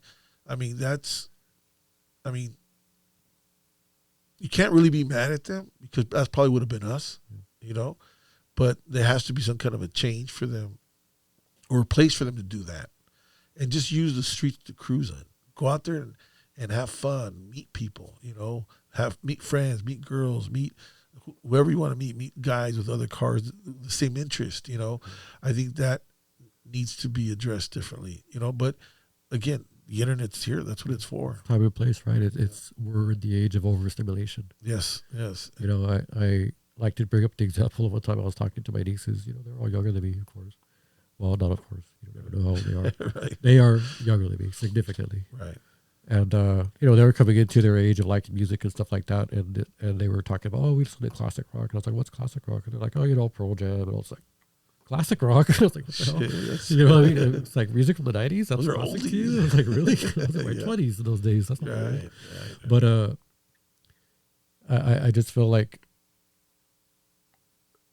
one thing that we talked about was the music and the way that songs are. One of my nieces was into electronic music, and I showed her, check out this old techno from the 90s, stuff like that. And to them it was boring because it was very monotonous and repetitive and dragged out, so to speak. Right. And so I thought about it. I was like, interesting, because now that we're constantly stimulated with all these different things, everything's like this. So there has to be action in the music and stuff like that. And I feel like that's where our society's at. Right. In my opinion, I feel like, so the kids today are no longer just cruising to be out there to pass time, to have fun, whatever. It's the stimulation isn't at that level. Right. People just wanted to chill, kick back or whatever. and now it's like action has to happen. Right. So what more action can you do in a car scene than stopping at an intersection And start spinning around and then standing out there? Right.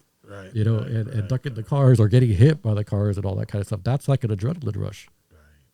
That's a total adrenaline rush. You know, and the barrier, and the bar rather, is being pushed and pushed and pushed from our days till now. You know, just like everything else evolves, there's always a constant push of the bar of what is acceptable, or what are you accustomed to, right? If you're having a drink, one drink messes you up, and you know, if you continue to drink over time, you need 2 or 3 or 4. Well, you know that comes back to like the cruising of hot rods in the 30s and 40s. That revolution of that, they were on the street racing and doing their thing, and slowly deteriorated, and they got to classic cars to like where the Impalas and the Regals and I want to say 60s, 70s. It started more cruising and different cars, and just the evolution of the cars started changing. But it's the cruising is always going to be there no matter what. I had a call from a friend of mine. He calls me up. He goes, "Hey, Gilbert, you know, you control San Jose." I go, "I don't control San Jose, man. What are you talking about?" "Oh, man, you control San Jose. San Jose, you Streetlow. You got to just say something, and you're gonna have to make them stop." I go, "What are you talking about? These guys are burning out. They're fucking up the whole lowriding scene, and they're cruising." I said, "Oh, bro," I said, "I don't control the scene. I don't even control anybody." I said, "You can say some stuff, but you were there one time." "No, not like that." I go, no, listen. If you were young right now, you had one of those cars, you'd be doing the same shit. I said, "Can we control that?" No. That's why we got to, like, you know, now cruises have to be organized because we have to organize. It's almost what hot rodders do now. You don't see hot rods anymore. Plus, we're older too. Yeah. So it's not that people aren't spending their weekends driving around like that, like they used to. Everybody has families and things like that. It's a little bit different. Yeah, the gas, the cars. I've talked to some kids. I see the little, what do they call them? There's a name for those little high performance cars that they have.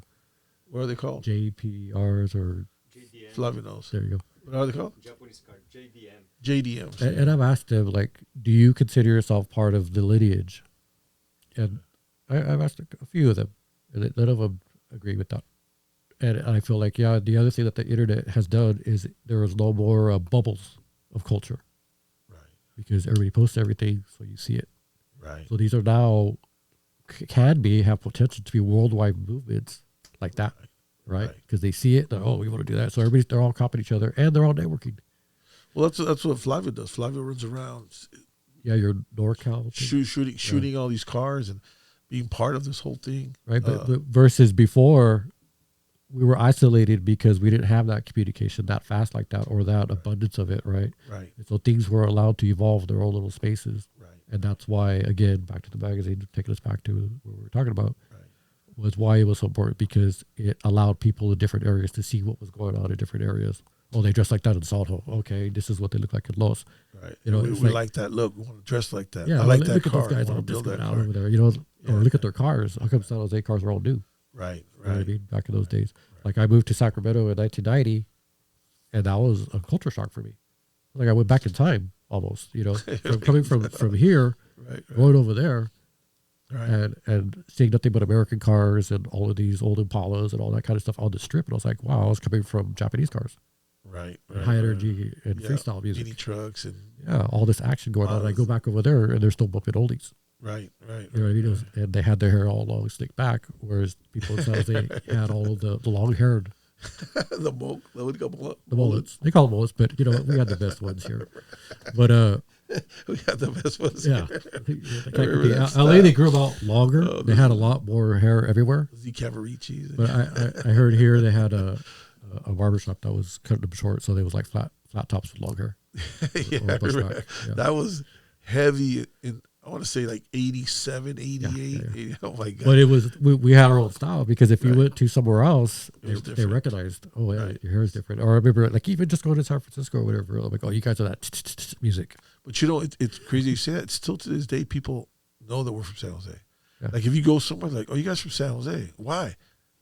The way you guys are dressed. Yeah. Like, what do you mean? A little progressive. I think what we have is a little bit of Los Angeles style. Bit, yeah. And that style of Los Angeles has a little bit of San Jose style because it goes back and forth, you know, because I've had friends come out here and like, oh man, this is like LA, but man, you guys got cars everywhere. They're like outside because there's money here. People respect their shit. They're really, somebody wants something.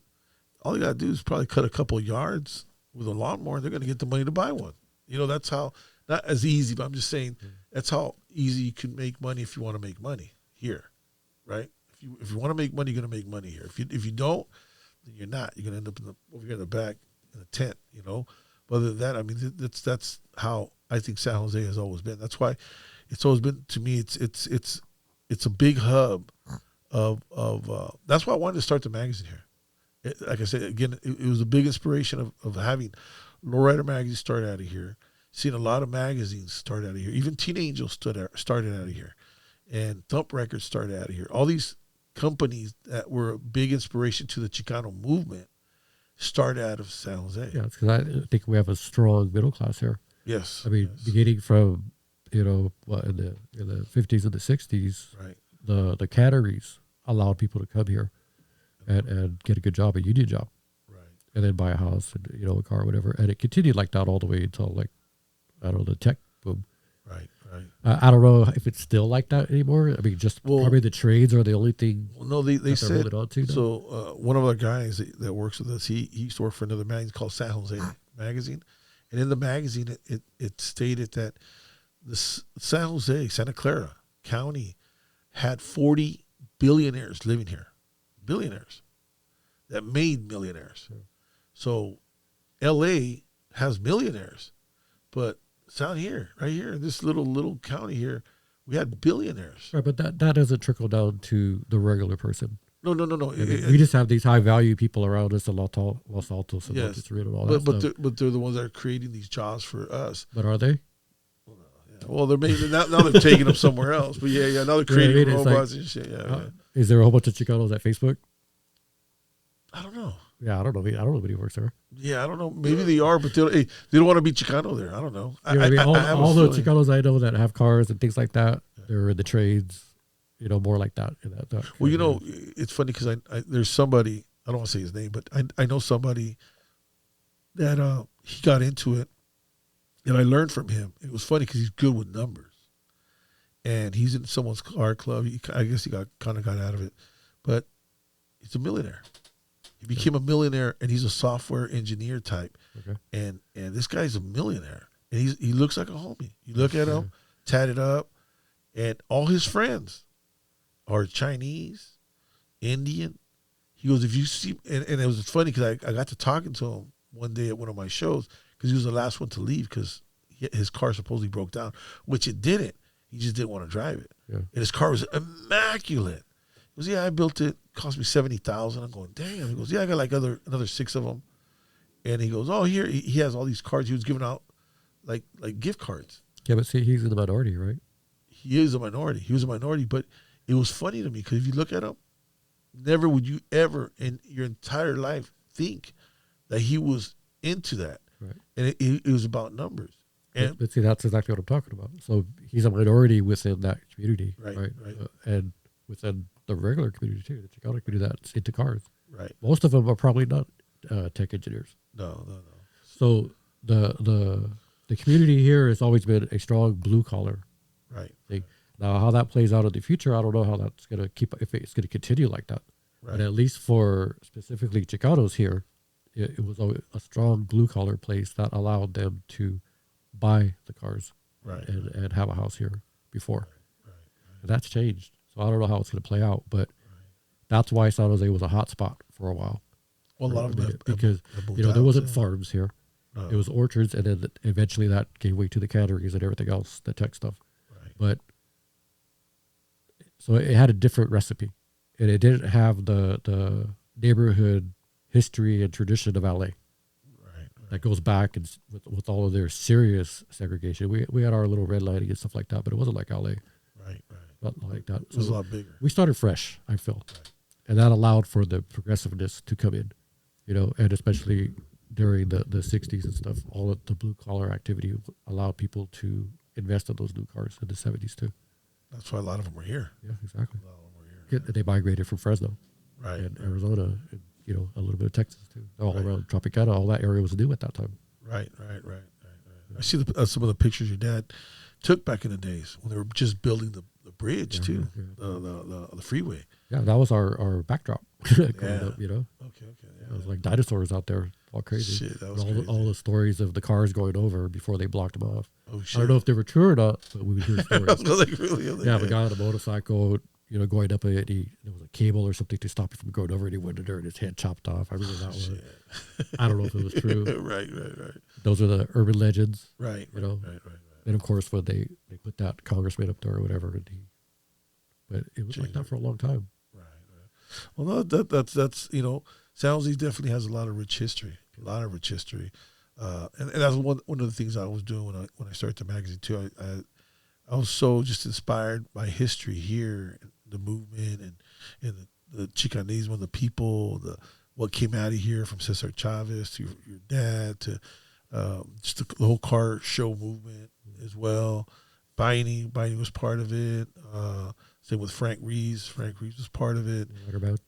And they're out there still. They're running around and they trip off on me too. But it just work. It's just work and loving something you love to do.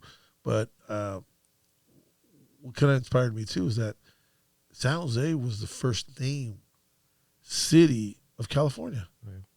We're the oldest city in California. When people referred to California, they referred to San Jose. San Francisco wasn't around yet, nor Los Angeles. Only the Presidio. Yeah, it was crazy, man. And then I found out that San Jose was the first capital of California, and then it became Monterey. Right? It was Monterey. Monterey is the second city, city to become the capital of California, and then Sacramento. It was all because of the Guadalupe River. That's why. That's why we got it. Well, because of the area, it was able to support a community. That's right. Because it was two forts, Monterey and up in San Francisco. And so the Pueblo de San Jose was where they lived, or, where the people were supposed to live. Right. During that whole deal. And of course, there was already people here, but that's what the Spanish set up. Well, it was like the, what do you call it? Where the priest would come and what do you call them? Oh my God. The missions. The missions. Yeah. Something I learned about that, which I didn't know anything about the missions at the time. I never really, history wasn't my biggest thing in school, but my kids growing up, they had to write about it. And my kids were like, "Oh, Dad, I think it was my daughter or my son, I'm not too sure. They had to write about the mission, about the Santa Cruz mission. And can you help me?" I'm like, shit, you gonna make me read? So I had to read it. I wrote, oh shoot. He goes, yeah, because that's how the California was created. In order for it to become a city or any city, it started as a mission. The missions were the first ones to come out, put a priest there, bring cows, bring some chickens, because they did all the labor. Start farming it and create a city out of it. Right, because they use the labor of the natives. Yeah. So that was basically a work transformation camp. So that's how the 101 became what 101 was, right? It was El Camino. They had the bell. So it trips me out. Everywhere there's a bell. Like if you're driving down 101, there's missions all the way, going all the way to Los Angeles. And I was like, whoa, shit, okay. That was something I learned because I didn't really know what was going on. But yeah, no, there's a lot of history here in San Jose. But the main one to me that's really important to me is the one that your dad laid out, And I want to continue to push his legacy. And I got somebody, I don't know if I told you or not. That's why I talked to you a while back, but we're engaged together with each other for a while. But I have a guy named Victor Phillip. He's probably, hopefully he's watching this, or if he watches this. The guy's a brilliant writer, man. This guy gets down. And I had talked to him about writing a movie about your pops. And he's like, and he didn't know who he was. And he's dude's Chicano. He's into the whole Chicano thing, but he didn't know, who is he? I go, he's a creator of Lowrider Magazine. I go, I'd like to make create a movie something about him, a short movie about him, or anything, something to. He's like, oh, hold on, and then he gets back to me. He sends me something, I think on an email, a little quick thing. He goes, I got it. I could see it already. The 70s, the feathered hair, the bell bottoms. I could see it. I could relate to it because one movie that could actually define what lowriding was in the 70s is that movie right there, Boulevard Nights. The way I looked at the movie and the way the movement was, you had two different, like I said, lowrider is built in different elements. You have the cholos, you got the Chicano, working Chicano. At the time, the working Chicano was wearing bell bottoms, the shirts, the nice cars, the lowriders, the velvet, the chain steering wheels, the fancy, the wheels, the beat, the music, the hydraulics, the cholo, and grandpa's beat up truck, beat up car, slams it, primers it. You know, he doesn't have that money because he's not really working. He refuses to change his way of looks. He's not going to get that good job because then they're just not going to hire him. You're not going to hire somebody that you feel that they're going to rob from you. So there was just a different element of lowriding. And the way we saw it, I don't know how correct the movie was, but as your father told me and everybody was telling me that it was kind of like it's kind of like how can I say well, they thought it was a stereotype. Yeah, of how it's supposed to be. How it's supposed to be. How they see it. Right, they didn't like that movie either. They didn't like the movie there? I mean, the success of it and all that was... That helped out. Whatever, push, but yeah. as far as, again, at that time, my dad was critical about who's representing us. Right. And that was not a Chicano film. He didn't feel like... It had actors in it, yes, but they didn't write it. No, it was written by Warner Brothers, too. And there were little crew people who were not Chicanos. Right. And of course, that's why it has that tragedy element to it. You know, the sensationalism of the cholo life and how it dominates the cruising. Right. In that particular movie. But it shows two different types of Chicanos, though. Yeah, right. It does. But ultimately, which one overshadows it? Well, of course, the bad one, though. Yeah. Because then you have the good one, the one that works, that's building. And as far as the car clubs go, they do a lot more than just get involved with that stuff. Right. So that was the point. It didn't show car clubs and the cruising scene and that environment in a positive light. It was kind of like the backdrop to not puppet. That was to Daddy, little puppet. To what the hell was his name in that movie? It's Chuco. Chuco. To Chuco's plight in this movie. Right. And dragging his brother into getting his bomb shot. Right. Because of the situation. Right. But I mean, I don't know. It's drama. Yeah, it's a good drama. Whatever. I thought to me, I don't know. I never really talked to your dad about it. Yeah. I thought to me it was a good movie. Actually, one of the best movies I think I've seen that has drama. It has a little.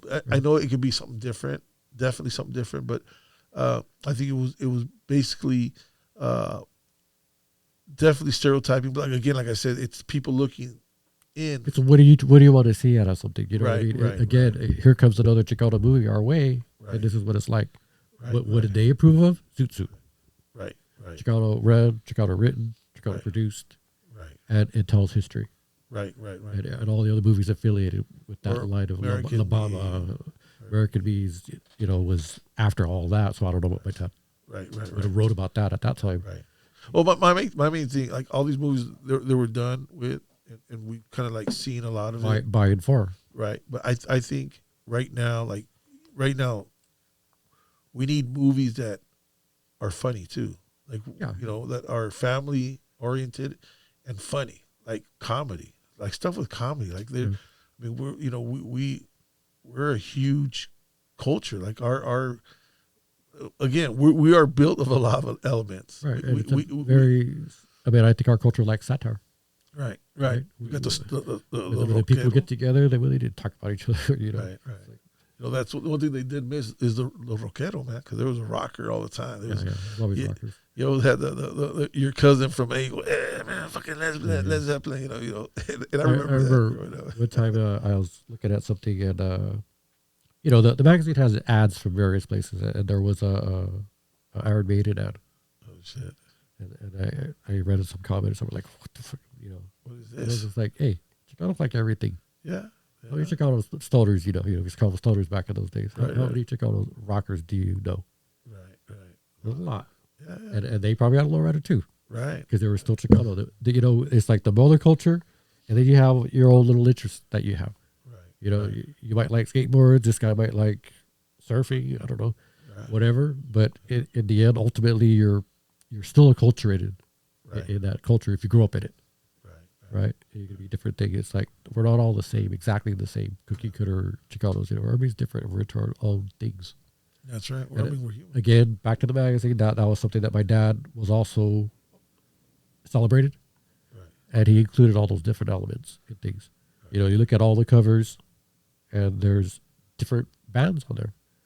There's different types. The Stray Cats. Oh, Stray Cats, the Brat, who are influential. I mean, that's another topic, but of course, it's the Chicano recognition in rock music always just kind of focuses on Richie Valens. I'm not discrediting him or anything for what he did or what he stands for or what he represents, but there was a lot more. And for whatever reason, especially in the rock music scene, there's plenty of Chicano Mexican Americans that were involved with a lot of bands. But unless you sing in Spanish, they're not recognized. By the community or whatever, media or whoever wants to put people out there. And so you get a band like the Brat on there, which is very significant to me because they were one of the pioneering, punk rock bands in East LA. One of the first ones, amongst that community in the beginning of it all. But outside of, I think, of the small Chicano punk rockers of East LA and maybe other people who are aware of things, nobody knows about them. And there was a whole bunch of bands in there. And even a lot of the popular bands have members that are Chicano. Many, many, many bands, in metal and punk. And they've always played a big part in that scene. But it's not really talked about or known. Oh, you mean like the body guys? People in body shops. Yeah, body shops too. Everything. People. A lot of people get Jesse James, West Coast Choppers. The majority of his staff were Chicanos building these bikes. Right, like or the whole motorcycle connection with Chicanos, right? Yep. Like as long as the bikes have been around, they've been on them too. Yep. Cars too. A lot of the cars that were being built, a lot of hot rods too, custom cars that were being built. Yeah. A lot of credit was going to the owner of the shop. They were brilliant of making these cars, and they had the idea of sketching them and good sketchers. But who's doing the work? So I think that's the principle of why that idea of representation was so important to my dad and the magazine, again with the Boulevard Nights. I think it's a good movie. Right. But when you have high expectations, that's when it could be looked at negatively like that. Right. So instead of celebrating something and bringing light to something, it's kind of like the same old story that we're already heard and has been repeated over and over again. The tragedy of the gang member in the Mexican family. The picture's right behind you on the bottom. That's all that right. We're all talking about that. That's the gang right there. I know for us in here, it was like Boulevard Nights and Duke of Earl. But what it is, it's a time of fashion. Yeah. Because that's their way of dress, their statement, of how they're going to dress and whether you like it or not. If you don't like it, good. We're doing it because you don't like it, and we're going to do it more because you don't like it. I think that was the reason of how that was done. And gangs were heavily at the time were very heavy. Oh yeah, very very heavy. Yeah. And it just I think it was a time that they wanted to belong to something, and to be part of something. And it was cool to be the toughest one and to be more feared than respected. Well, respected and feared at the same time, actually. It's also power. And power. A power in your own community when you don't have power socially. Right. And now it definitely has changed because now power is you actually being something in life. You actually creating something or being part of something that's successful in life. Or having the opportunities to do it. Yep. And I think that's, definitely, the media has definitely changed everything, man. But, that's like I said, to me, what is going on now to what went on back in the days is definitely different for the fact that we didn't back then they didn't have what we have now. Now we're so saturated with social media that everybody now wants to shine. Everybody now wants to be. Everybody wants to be without putting too much work. Right. It's easy. I'm gonna get myself a camera. I'm gonna record myself, and that's me. I'm gonna be famous, and that's it. And you know, you have to leave a legacy. If you're gonna do something, you got to do it for the people too. You know, if you're not doing it for that, or if you're doing it for yourself or for your pockets, then so be it. You know, but don't misrepresent what you're doing. You know, and that's how I feel with a lot of things that are going on right now, especially in lowriding, because lowriding has changed tremendously with the people. People that are out there right now representing who we are. I've never seen in my life, or never even I've seen them driving a car or part of a lowriding movement. Now wants to move a movement, wants to push and talk for us, and I feel like that's just not. I don't think that's what it is, especially for a lot of the older guys, man. A lot of the older guys, they don't want to be on social media. They don't care. Right. You know, a lot of it when we were building cars, we didn't have these pictures to take, or it wasn't really. We didn't care. We're going to show you our picture, not on the internet. We're going to show you our picture when we drive down the street cruising. Right. You know, again, that's why I say it's the context, right? They weren't trying to be anything. Right. You were just being. Yeah. Right. Right. You were just being. You were just living. That's it. And that's what was around us, and that's what was what we identified with. Right. And it's a little bit different now. We'll see. Only time will tell how all of this plays out. You know, we can't sit here and speculate when we're not there yet. Right. And it is different. It's very different. Right. You know, like you said, there's no more tribe building, in the sense of you find your community and you plug in and you get involved with it, and you evolve with it over time. Right. Because of the internet, you don't have to leave your house. Right. You don't have to go anywhere. You know what I mean? In the old days, if you were following music, you had to go to the record store, look up all the bands, see who who they think on their records, and then go find those bands, then go see a show. You know, you had to find people in your community or the resources to go to find other people like you. Right. Or you had to go out there on the strip, find other people that were into what you were into. Right. And then you have to go vivid with them. You have to be with them. Right. And then you will learn the lingo, you learn the talk, you'll see that the fashion, you know, all that comes with being there. Right. Now you can just look at pictures. Right. It's different, right? It's you can see it all and you can incorporate that into your life, but there's no essence to it. Right. It's like that picture they show where, you know, you didn't have to call somebody on the phone to find out if they were there or not. You look at his front yard and see all their bikes there. Oh, they're there. Yeah. You know, it's like I don't have to call this guy, that guy. Yeah, no, I know. I think Or hearing a voice, right? I mean, you Right. talk about the phone. It's Right. I could text you and like, oh, I don't know if he's being sarcastic. I don't know what he's thinking. I just got this here. And then you hear the voice like, hey, what's up? Oh, no, it's just me. You know, when you hear the human element of it, it takes away the cold of the interpretation because you're looking at something and interpreting it through your own lens. Well, I think it's kept us away from each other now. Yeah, Like we're not easy. social being is deteriorating slowly. It's gonna be like that movie. I don't know if you've seen that movie where they're creating people and you get to go home and they connect these machines to you and your other body's out there and they can kill you 20, 30 times, but your body comes back because your body's just sitting in one room.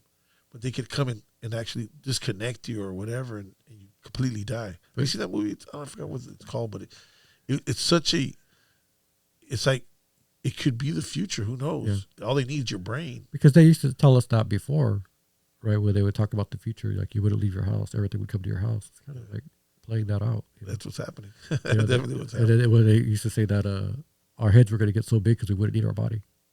Because we wouldn't leave anywhere. That's why the aliens have big heads, supposedly. Right. That's what they used to say. I don't know.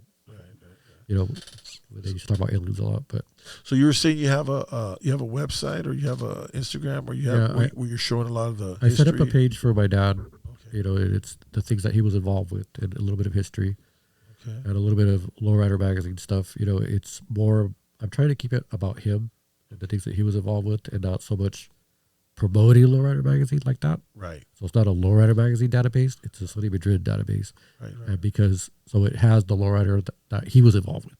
Right. His time. Yeah. I call it the Sunny Madrid era. Every time I talk about the Lowrider Magazine, or I talk about it's Sunny Madrid era. Yeah. Was a time that called the classic. The classic era. Yeah. And I did that because when he passed away, I got calls from the newspapers and they interviewed me and I gave them information, and I would find that they didn't use the information. Wow. And that they were just all referencing each other online, or I don't know what they were doing. Right. And, and so the facts became misconstrued. Right. Just like with the book that you were talking about, I know where they got the information from. I've seen the information, but yet when the book was written and came to print, things are unclear. They're out of context with each other, some of the things. And so I did that page to kind of clarify some of those things, and to show the history of where he came from. Right. Another thing that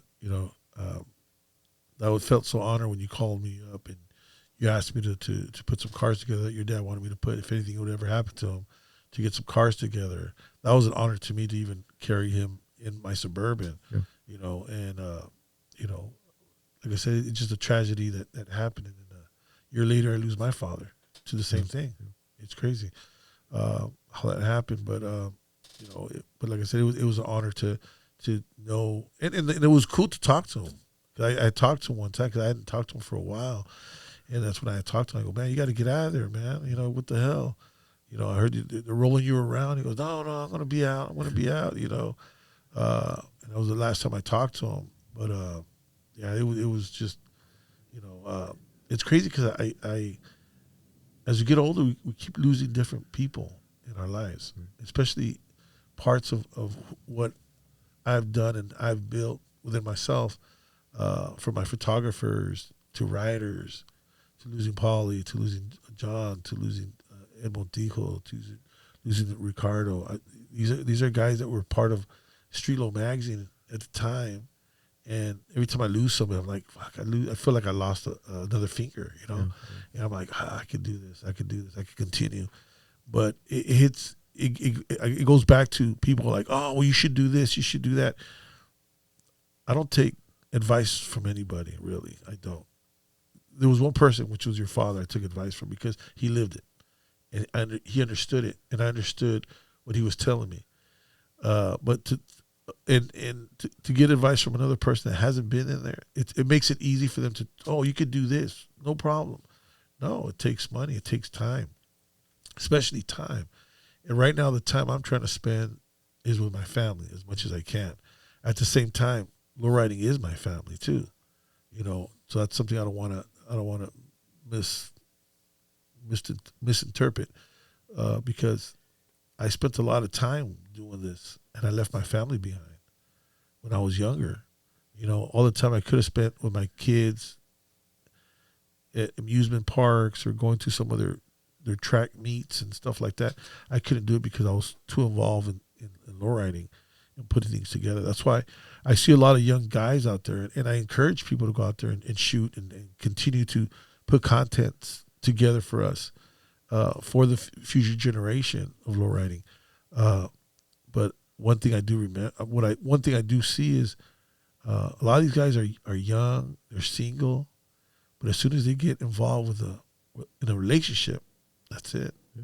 It disappears. Once you get kids, it's it. Well, because your values change, right? Exactly, and that's what lowriding is. It is a family thing, unless you get your family involved, and not only do they get involved, sometimes some of these girls just don't like it. They don't want to be around it. Maybe it's they don't like to see you happy, or it's just different. Like anything that you get yourself involved with, right? It's your expression, and let's say you're a painter, and you're painting all the time, and that devotes your time. Unless you involve yourself with somebody who's gonna give you your space to do your thing, right? You kind of have to be with another painter, right? Provided you're not competing with each other, right? But someone who understands that and can do it with you, correct? And that goes with anything, right? If you're running a business, your best partner is probably going to be somebody involved with you, right, in your business. Otherwise, you're going to be gone all the time, right? And you always hear these stories, or not hear, but learn stories or read stories about influential people and the work that they've done in the communities and how they have horrible home lives Right. because they're not there. Right. Right? Life goes on whether you're there or not. Right. No, The classic one, the big one was the Bob Marley documentary, right? The one that is family sponsored. Right. And they show the kids and they're just kind of like, he was never around. He was never around. As a dad, he sucked, but as a musician and a celebrity and influencer, he was top notch. But there's always a human element to it, right? And so that's what I meant by the values change, right? Yeah, cruising on the strip, yeah, you can take your family with you, but if you're involved in an endeavor or some kind of business or whatever you want to call it, it could take you away. Well, that's why I think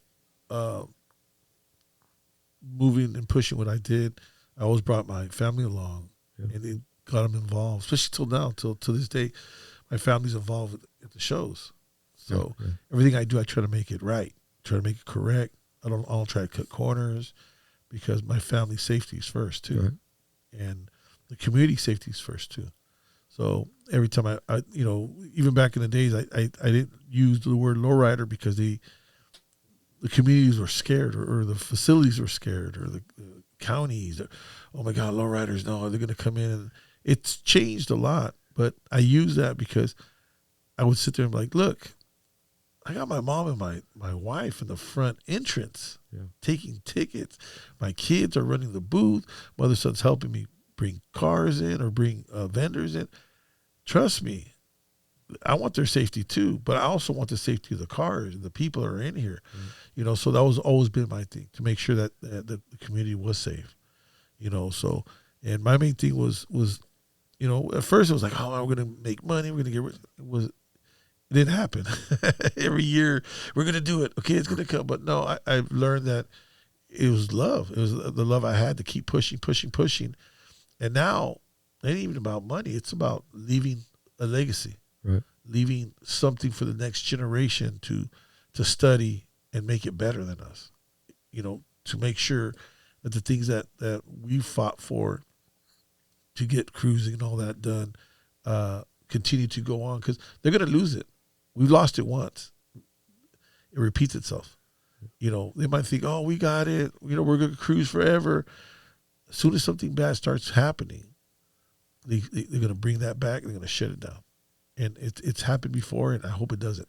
I hope this time it's here to stay. But then again, it has changed. Now lowriding has nothing to do with those burnouts or people getting shot. That's you can be in a mall and get shot. You can be in a church and get shot. You can go anywhere in this world, carnivals, and get shot. I think it's just a human reaction, a human race of a tragedy. And that could happen anywhere, in any place. You can't blame one group of people. Now, if it happens all the time, then of course, it has to be addressed to us. But other than that, I think life will go on. Life will go on, definitely, with everything, But yeah, what's the page? Sunny Madrid Official. Sunny Madrid Official. That's on Instagram? Instagram. Sunny Madrid Official. I'm still trying to get my Instagram back. Yeah, my immediate plan too is to also do a regular webpage. Have his history and put up some of his writings and stuff like that. And you came out to our show last October. Are you going to come down to Salinas? Hopefully you come out and bring some of the stuff, Okay. I mean, it's cool if for all the event. That shirt too, that's a cool ass shirt, man. Yeah, that was his artwork. Yeah. You got that made? Yep. That was kind of my because before he got sick, we talked about the idea of, I was kind of like okay, I'll work with you and help you do something, Yeah. Okay, let's do it. And one of the things we talked about was making different T-shirts. Yeah, for sure. This was my kind of carry on a wish that to make from his passing away. So you were selling those? Yeah. Oh shit. Okay. Oh shit. You have to let me know. I'll definitely. Like I said, it'd be nice to continue to have you follow our tour and just bring put up a booth and bring some of his stuff, because and hopefully one day, man. I mean, I got to get together with you and actually it'd be nice to have oh my God, Victor Phillip. or forget it, but Victor Philip talk to you just to write it. He doesn't have to have him be part of it, but have him write it and get somebody to and see if we get some people to film it, man. You know, there's a lot of ways to get it done. A lot of ways to get it done. But I mean, creating a movie on your pop's legacy of what it's become, what it was and what it's become and what it is now, you know, I think it's definitely something that we need to fill our souls as Chicanos, you know, and a young generation to be like, oh shit, okay, oh, it was just like that. That's, you know, I studied or I'm studying or let them have that go out there and study what we've kind of done, or, you know, not just me, but everybody else, your pops and other publishers, because there's a lot of publishers out there that have taken, because I talked to the guy that did Cuval. Okay. And he was the guy that did your dad's culture, the cultura part, I think. His name was, I forget his name, oh my God. But he left Lowrider to create Cuval and Firme. Right. But he was pushed out on gunpoint. Yeah, from Sunnyvale. Yeah, he was pushed out on gunpoint because he was dealing with people that were trying to wash their money and like, hey, where's our money? And as far as I know, you don't make money off publishing. It's almost like a hobby. You're doing publishing to do the awareness. I mean, money comes in if you have that big corporate sponsors, but who wants to cover or who wants to give money to Chicanos, really? You know, they're giving it somewhere else. They ain't giving it to me, because I've tried so many times to deal with corporates. They're like, you know, no, we're going to give it to this other corporate company that almost looks like you guys. You know, we're going to give it to them because they're the ones, but they're not. And that's where I kind of mad at my own people for following that. You know, maybe they don't know, but they should know. And that's a conversation I want to have with some of the people that really had that experience over there. And you know, a lot of people haven't been too happy about what they're doing with it. And like I said, right now, it's just a logo, man, a logo that was created and now it's just being passed around, man. Like about Lowrider. Yeah. Yeah, it's just a logo. It's a logo. It's not a corporation. It's not a company. They're trying to use our own people to build their company or to build a company because they don't have one. They don't have no magazine. I think they released one, but it was released on I think a beer company gave them money for them to release it, and it was released on other people's pictures, which is, you know, come on, man. It's like, okay, guys, hey, send me all your shoots, and we're gonna just put a scrapbook together and get rid of, like, no, man, it has to have some kind of soul to this. Like, I don't know, it's just crazy. I think a lot of it too is people are still associating Lowrider Magazine with Lowrider Brand. Yeah. Even though they're two separate entities. And Right. they don't ever claim magazine. No, they don't. They do Lowrider Brand. Right. And they have their several companies, right? Lowrider, there's one back east or something. Right. Their main focus is the clothes and the car shows. Car shows down, yeah. Right. But as far as the magazine goes, they're not nothing. And that's what people used to go. They used to go to car shows to be in the magazine, to be in that social media, to be recognized, To celebrate, you know. to celebrate. Yeah, I mean, I know as far as when they were doing the magazine, it was a big deal to do the car shows because, you know, from the happenings to the car show was raising it to a different level. Correct. And it was to show basically that all the nice cars, you know, were always in the convention centers and all that kind of stuff, but yet the lowriders were all in parks. Right. You know what I mean? So it's like, hey, we're for real. Right. This is where we're right next to you. Right. I mean, there's nothing special about you guys. You know, we're the same level. That's right. You know, and I think that's kind of like where the car show thing went, and then it kind of just kept going into commercialism. Right. You know, after that, it's a big business now or whatever. Right. But Well, now that you're just using the brand, the name itself to fool the people, I think that's what I say, because if anybody's going to be following anybody, we should be following our own culture.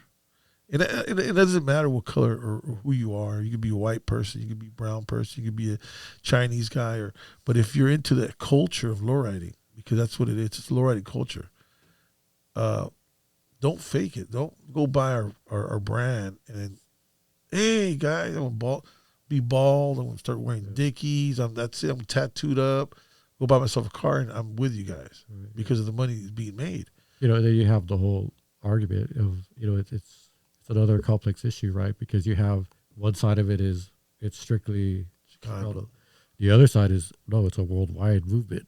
Right. And everybody's kind of on board of it. Is it okay for people in Asia to dress like cholos, a stereotypical cholo with everything from all the different eras all at one time, and all of a sudden they're cool when they're not even from California or the Southwest, living that experience, growing up with the things that our people have gone through. Right. And The influences. as, a good example was what's his name? Jono call it a cosplay. Right. So that's a perfect description. I don't know if he was the one who coined that term, but that's where I first heard it was from him. Right. And I think that's exactly. They're dressing up as something. Now, some people are cool with that because they feel like, they're representing our culture. They respect it. Right. And other people are kind of like, what are they doing? Right. You don't have to look like us to look like a specific set of people to do that. Right. To respect them and to support them and be part of an event or something. Right. You don't have to look like them. It's like all of us trying to dress like something else from somewhere else. Right. Just for that moment, or maybe you do it every day. Right. But it's kind of like you choose to be like that. My main thing is like your dad once wrote in one of the magazines, don't buy Doritos. Oh yeah, the Fritos. Yeah, don't buy them because it's not us. Yeah, the rip-off corn chips. The rip-off, yeah, they're taking our style, putting cheese on it, calling them Doritos. Like, what do you this is an imitation. Well, of he was saying the original tortilla chip. Yeah. Because they were frying the chips. Right. From Totopos, the chips. Yeah. He was referring to that. Yeah, and to me that I laughed at. I was like, oh shit, it's true. Yeah. It's so true. There's so much that we've done. Like, I mean, that we don't get credit for, but there's like the Dorito guy. I mean, he got credit for that. He got rich off that. But corporations are getting rich off of it too. But good thing is that he's getting paid now, which is that's the way I think it should be. If you invent something, you don't have the money, but hey, I'm gonna give it to you and recognize me. Recognize me, give me some credit, and let me and my family live good. That's cool. But don't rip me off and take it and then say that you guys are, I don't know, chilling somewhere and you're cooking a tortilla and it got hard and you put cheese on it and like, oh shit, tastes good. I want to do this. But yeah, no. I get it. But right on, brother. I mean, like I said, you have anything else? No, I was just gonna say, so that whole cultural appropriation bag is depends on where you're at on the spectrum, Right. People have different views. Yeah, and that's kind of like what I look at it too. I mean, the only thing that makes, like I said, that upsets me is to see them make money off us. That's the only thing. And I'm not, oh my God, you're jealous because you're not making. No, I've done what I can, and I'm going to continue to do what I can. But there is other promoters out there, Chicanos. There's other promoters out there that are actual lowriders that are trying to create and build events, because it's been like that for many years, and they get done. They do good, and then they get cut off because now. I don't know. Is it because we look the way we look? We have to have a different face for you to respect the business. Like that's the way I look at it. It's like I don't have his face, so you're gonna go support them because they're right. I'm not. Yeah. But I'm here to say, no, wait a minute. I've been doing this for a long time. I'm a lowrider. Same with a lot of cats out there. They're lowriders. They've been doing their thing, and they're spending their time, their money. Harder working money to create something to make a living off of it if they could. But it's their own lifestyle. Support them, man. We got to support them. There's a lot of shiesty promoters out there, I understand. But the biggest one is laughing at us. And everybody doesn't understand it. And that's why I've talked to other people that are like, oh, we didn't know. Shit, we didn't know. They're the what? They're planning a whole tour off of your guys' pockets. Really, that's what they're doing, because they know they're going to make money off us by using a logo. And like you say, it's two identities. The identity is not. They're working off hardworking. How can I say? They're working off the hard work that Sonny, Larry, and Albert and whoever has been creating that created the name and the logo, and kept building it. They're just walking into it like nothing. And check this out. I'm going to use this. Now I'm going to fool everybody. And hey, remember the days? No, don't remember those days. And there's guys out there that are just as retarded. I want to say retarded because I've seen these guys put out. Remember this? They're coming back. This is how it's not. That's not them. Don't fool them by blinding half the people and showing them that that's who they are, because it's not them. You want Lowrider Magazine? Hey, they better build that magazine back up. Or if you want that identity, that they have to build it right back up.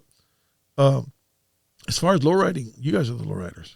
The people, you guys are the lowriders. It's not the corporations. It's not the magazines. It's you, the people, can make an event as big and successful. If you guys all get together and say, you know what, if this promoter is doing good for us, we're going to go support him. If that promoter is doing good for us, let's support this guy. Because believe me, it's not cheap. When they're putting out their money, their time, their effort to create something for you guys, you have to support. You got to support. But don't go supporting an identity that doesn't belong here. And, I mean, that's all I have to say, man. I just, before I even get, but, I mean, It's just being honest with what you're representing, right? Yeah. I mean, yeah. Be honest, man. Don't. Where are you coming from? Yeah, don't fool us. Don't be out there going, come on, Lowrider Magazine, we're doing, not even Lowrider Magazine, Lowrider, look at the symbol, we're coming back, we're doing this, and then, and the ones that are just as shiesty as the logo now are people that want to create or be somebody that weren't nobodies. Now they're like, it's easy to get in there because they're going to pick you up because they need people. So you're going to run in there and like, yeah, we are Lowrider. Pick me up too. I want to be somebody. I want to be somebody. I want to be something. But there's no history being built there at all. Those shows are going to come and go. There's no going to be no remembrance. There's going to be a plaque that says, but that plaque doesn't mean anything anymore because there's no history being built with these guys. There's just, thing's gone, man. And people have to understand you want to build history and help those that are in your neighborhood, help those clubs, promoters, people that are out there actually putting things together with their own hard work money, man, and help and represent that lifestyle because, people are going to spend their money here. And I can't tell you what to spend it in because that's another thing. It's my own opinion, but it's a fact that they aren't real lowriders. That's a fact. Yeah. That is a fact. It's kind of funny to me because, big part of my dad, and knowing that in, last issue was in 85, end of 85, and he ceased, to publish anything else related to it in 86. So it should have died. Right. Because he let it go. But it came back. Right. And so now we're in this mess that we're in. Right. It got represented differently. Yeah, so, when Albert bought the whatever he bought, the dead or the rights or whatever, and recreated it, maybe it should have been a different name. Right. Different logo. Yeah. Well, but he knew that what he was getting into. He knew the power of it. Kind of like what they're doing now. Right. But like I said, history repeats itself. What goes up will come down, And to me, they're out there just fooling our people. And it's not just one. It's other identities out there that run around trying to help create something that wasn't there. And then they got keyed out and booed out from that organization and to create another organization and try to, how can I say, it's like me saying, okay, you know what? Let's bring back Lowrider. Let's get all together. Let's do it, guys. And they're doing it. And then the guy that has the actual right to the name kicks all you guys out. I don't need you guys no more. I'm already where I'm at. Now these guys are all mad. They're fake. They're the fake. No, you all are fake. It's you're just as guilty as the guy that's putting it together. You're just as guilty as the one trying to fool the other people from this false identity of who we are. You guys got to stop. And Japan, you guys got to stop. Japan got fooled too. They're using the name. You guys got to recreate and identify yourselves, not with the logo, but with the lifestyle that we are, because we are a different lifestyle. We are who we are, and we're proud people of what we do. That's why sometimes I get upset, and I'm always upset because of that. Because but it is what it is. I'm not. How can I say? I'm not gonna. If I sit here and I keep crying about it, people are gonna be like, "Oh, you're just mad because you're not the one out there doing it." No, I've already created and built what I have to do, and we have the people that follow us and the people that don't, and that's fine to me. It's not for everybody. We have to have a little different flavors of everything. But when it comes to somebody, fooling the people and continue to fool the people, because what they did in Vegas, did you see what they were doing in Vegas, trying to honor your dad in Vegas and all that? I was there. So those were our pictures. Those are all designs. Those pictures they had, we designed that. Why didn't they design their own shit? That, to me, was kind of upsetting. They probably use the internet to get it off. Yeah, but they can't. They took, the actual design. We designed that. Oh, you're talking about... With your pops, yeah. With your pops on it. Yeah. The one that Chucky took that picture, right? Who? Chucky? No, Chucky. No, Malo. Like this? Yeah, but we actually, and we designed the whole thing. Right. Malo did the frame. Design, but all the actual picture, who took that picture? I want to say Malo did. Okay. I think it was Malo, if not Tyrone or Chucky. One of them. One of the guys have. But it was our design to begin with. Yeah. He could have grabbed it and done something else with it. Yeah. But he did it. They did it. That's what to me was like, oh, wait a minute. That's straight phony. Like, what are they great? Again, to me, it was like, what are they doing? What are these guys doing? I get it. They're out there trying to represent. They're trying to, I think they're just doing too much. They're doing too much at a certain time that they don't understand the history. But they're just trying to, okay, we got to beat these guys. We're going to do this. We're going to do that. We have to do something to make everybody just, we have to do this. We're going to do the Hall of Fame. We're going to do like, they're doing too much, and they have no record of anything. Right now they have the icon of lowriding, which is Chris York and them. Yeah. They're putting it together, which to me, at first I was like, I don't know, man. It's kind of, but to me now it's like, yeah, they got it. They have it right, because they are lowriders. They're real lowriders, and they're going out there picking up the people that are part of the industry, versus they're over there just trying to grab whoever they can, and we're going to grab this guy, that guy, this guy, that guy. And to me, it was like, at first I was like, and the way they did it was off the hook. They did a good job, by representing. And they're going to continue to do it. He's somebody I want to have sit down and talk about the whole icon thing, because out of everybody, I think he's doing a good job. And again, he's part of the industry of lowriding, so it was kind of cool. Icons of lowriding class of 2020. Yeah, I saw that. Yeah, but for me, I just focus on my dad. So yeah. It is his contributions to it all. Right. No, but your dad should be part of it, though. Yeah. Your dad should definitely be part of the things that are still going on. Your dad should be in that class too. You should be getting something like that. That's why he's somebody I need to get in here to talk to. But your dad, because you focus on your pop so much, I'm going to focus on making sure that he gets what he actually deserves from being here. And to me, that's why it's so important to me. And I'm going to, probably to the day I die, I'm going to figure out a way. We're going to make a movie. We're going to do it. I swear to God, we're going to do it. And I think he hung out around me for a reason, and I hung around with him for a reason. He came through me. We met for a reason. And he just talked to me about so much knowledge and so much all kinds of things that kind of eased me throughout my publishing time, because I went through a lot too, like getting ripped off and people taking this and taking that and going out there and talking shit like, oh, Gilbert's this, Gilbert's that, but none of that's true. It's what they were doing to me and what they're going to continue to do to other people. Rip them off, because that's what they're out here for. But It's funny because side note, here's a humor thing. I would come home and the suitcases would be out my back door. Like, oh, I know where he's at. right. It's around the corner. Right. So it was humorous, and I knew he was a good hand. So Right. again, thank you for taking care of him and allowing him to take part in it. No, definitely. Shit, it was an honor to have him around, man. It was funny to me because sometimes he would leave the suitcases with me. He go, hey, can I leave this? I'm gonna go around the corner real quick. Well, okay, cool. And he would leave them there out of town for like 2, 3, 4 weeks. He goes, hey, you got the bags? I'm like, yeah. I feel like a drug deal, man. But it was funny, man. But he carried a lot of stuff like oh, shit, where is it at?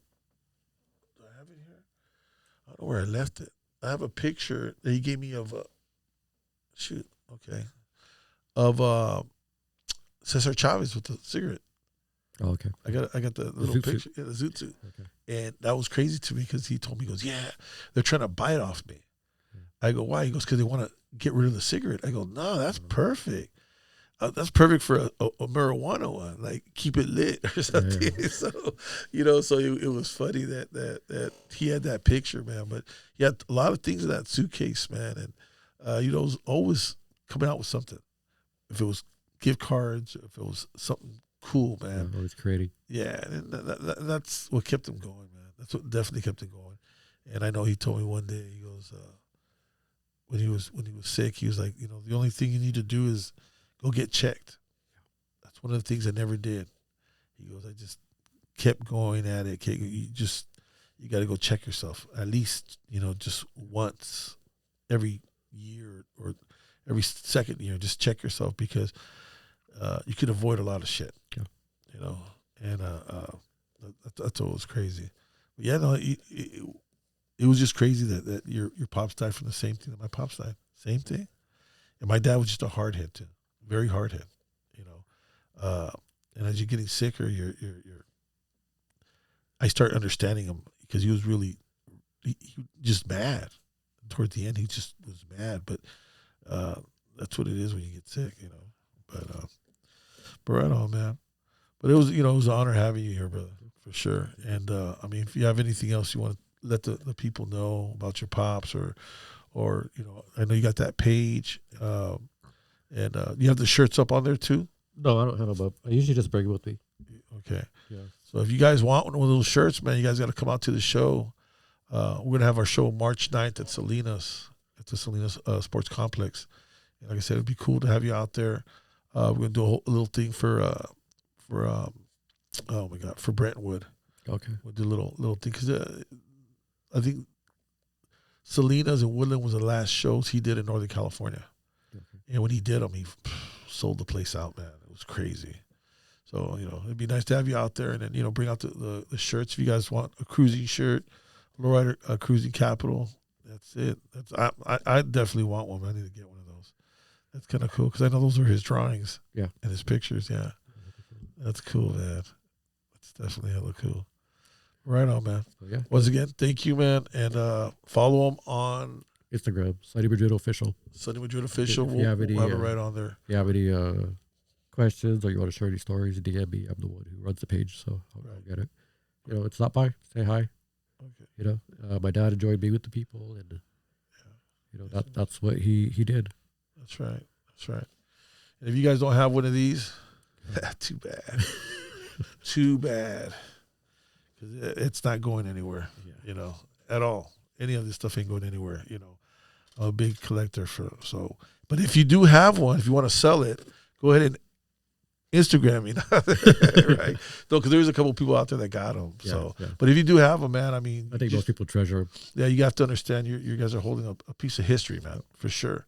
And I think it's the magazine is one thing, but I think this is a little bit more valuable because it was personal. Yeah, it's personal, handmade by him, and I got a little bit of his sweat there too, so it's cool, man. Right on, man. Thank you for coming by, man. I appreciate you, man. Right on, man. Thank you guys, and see you guys next week.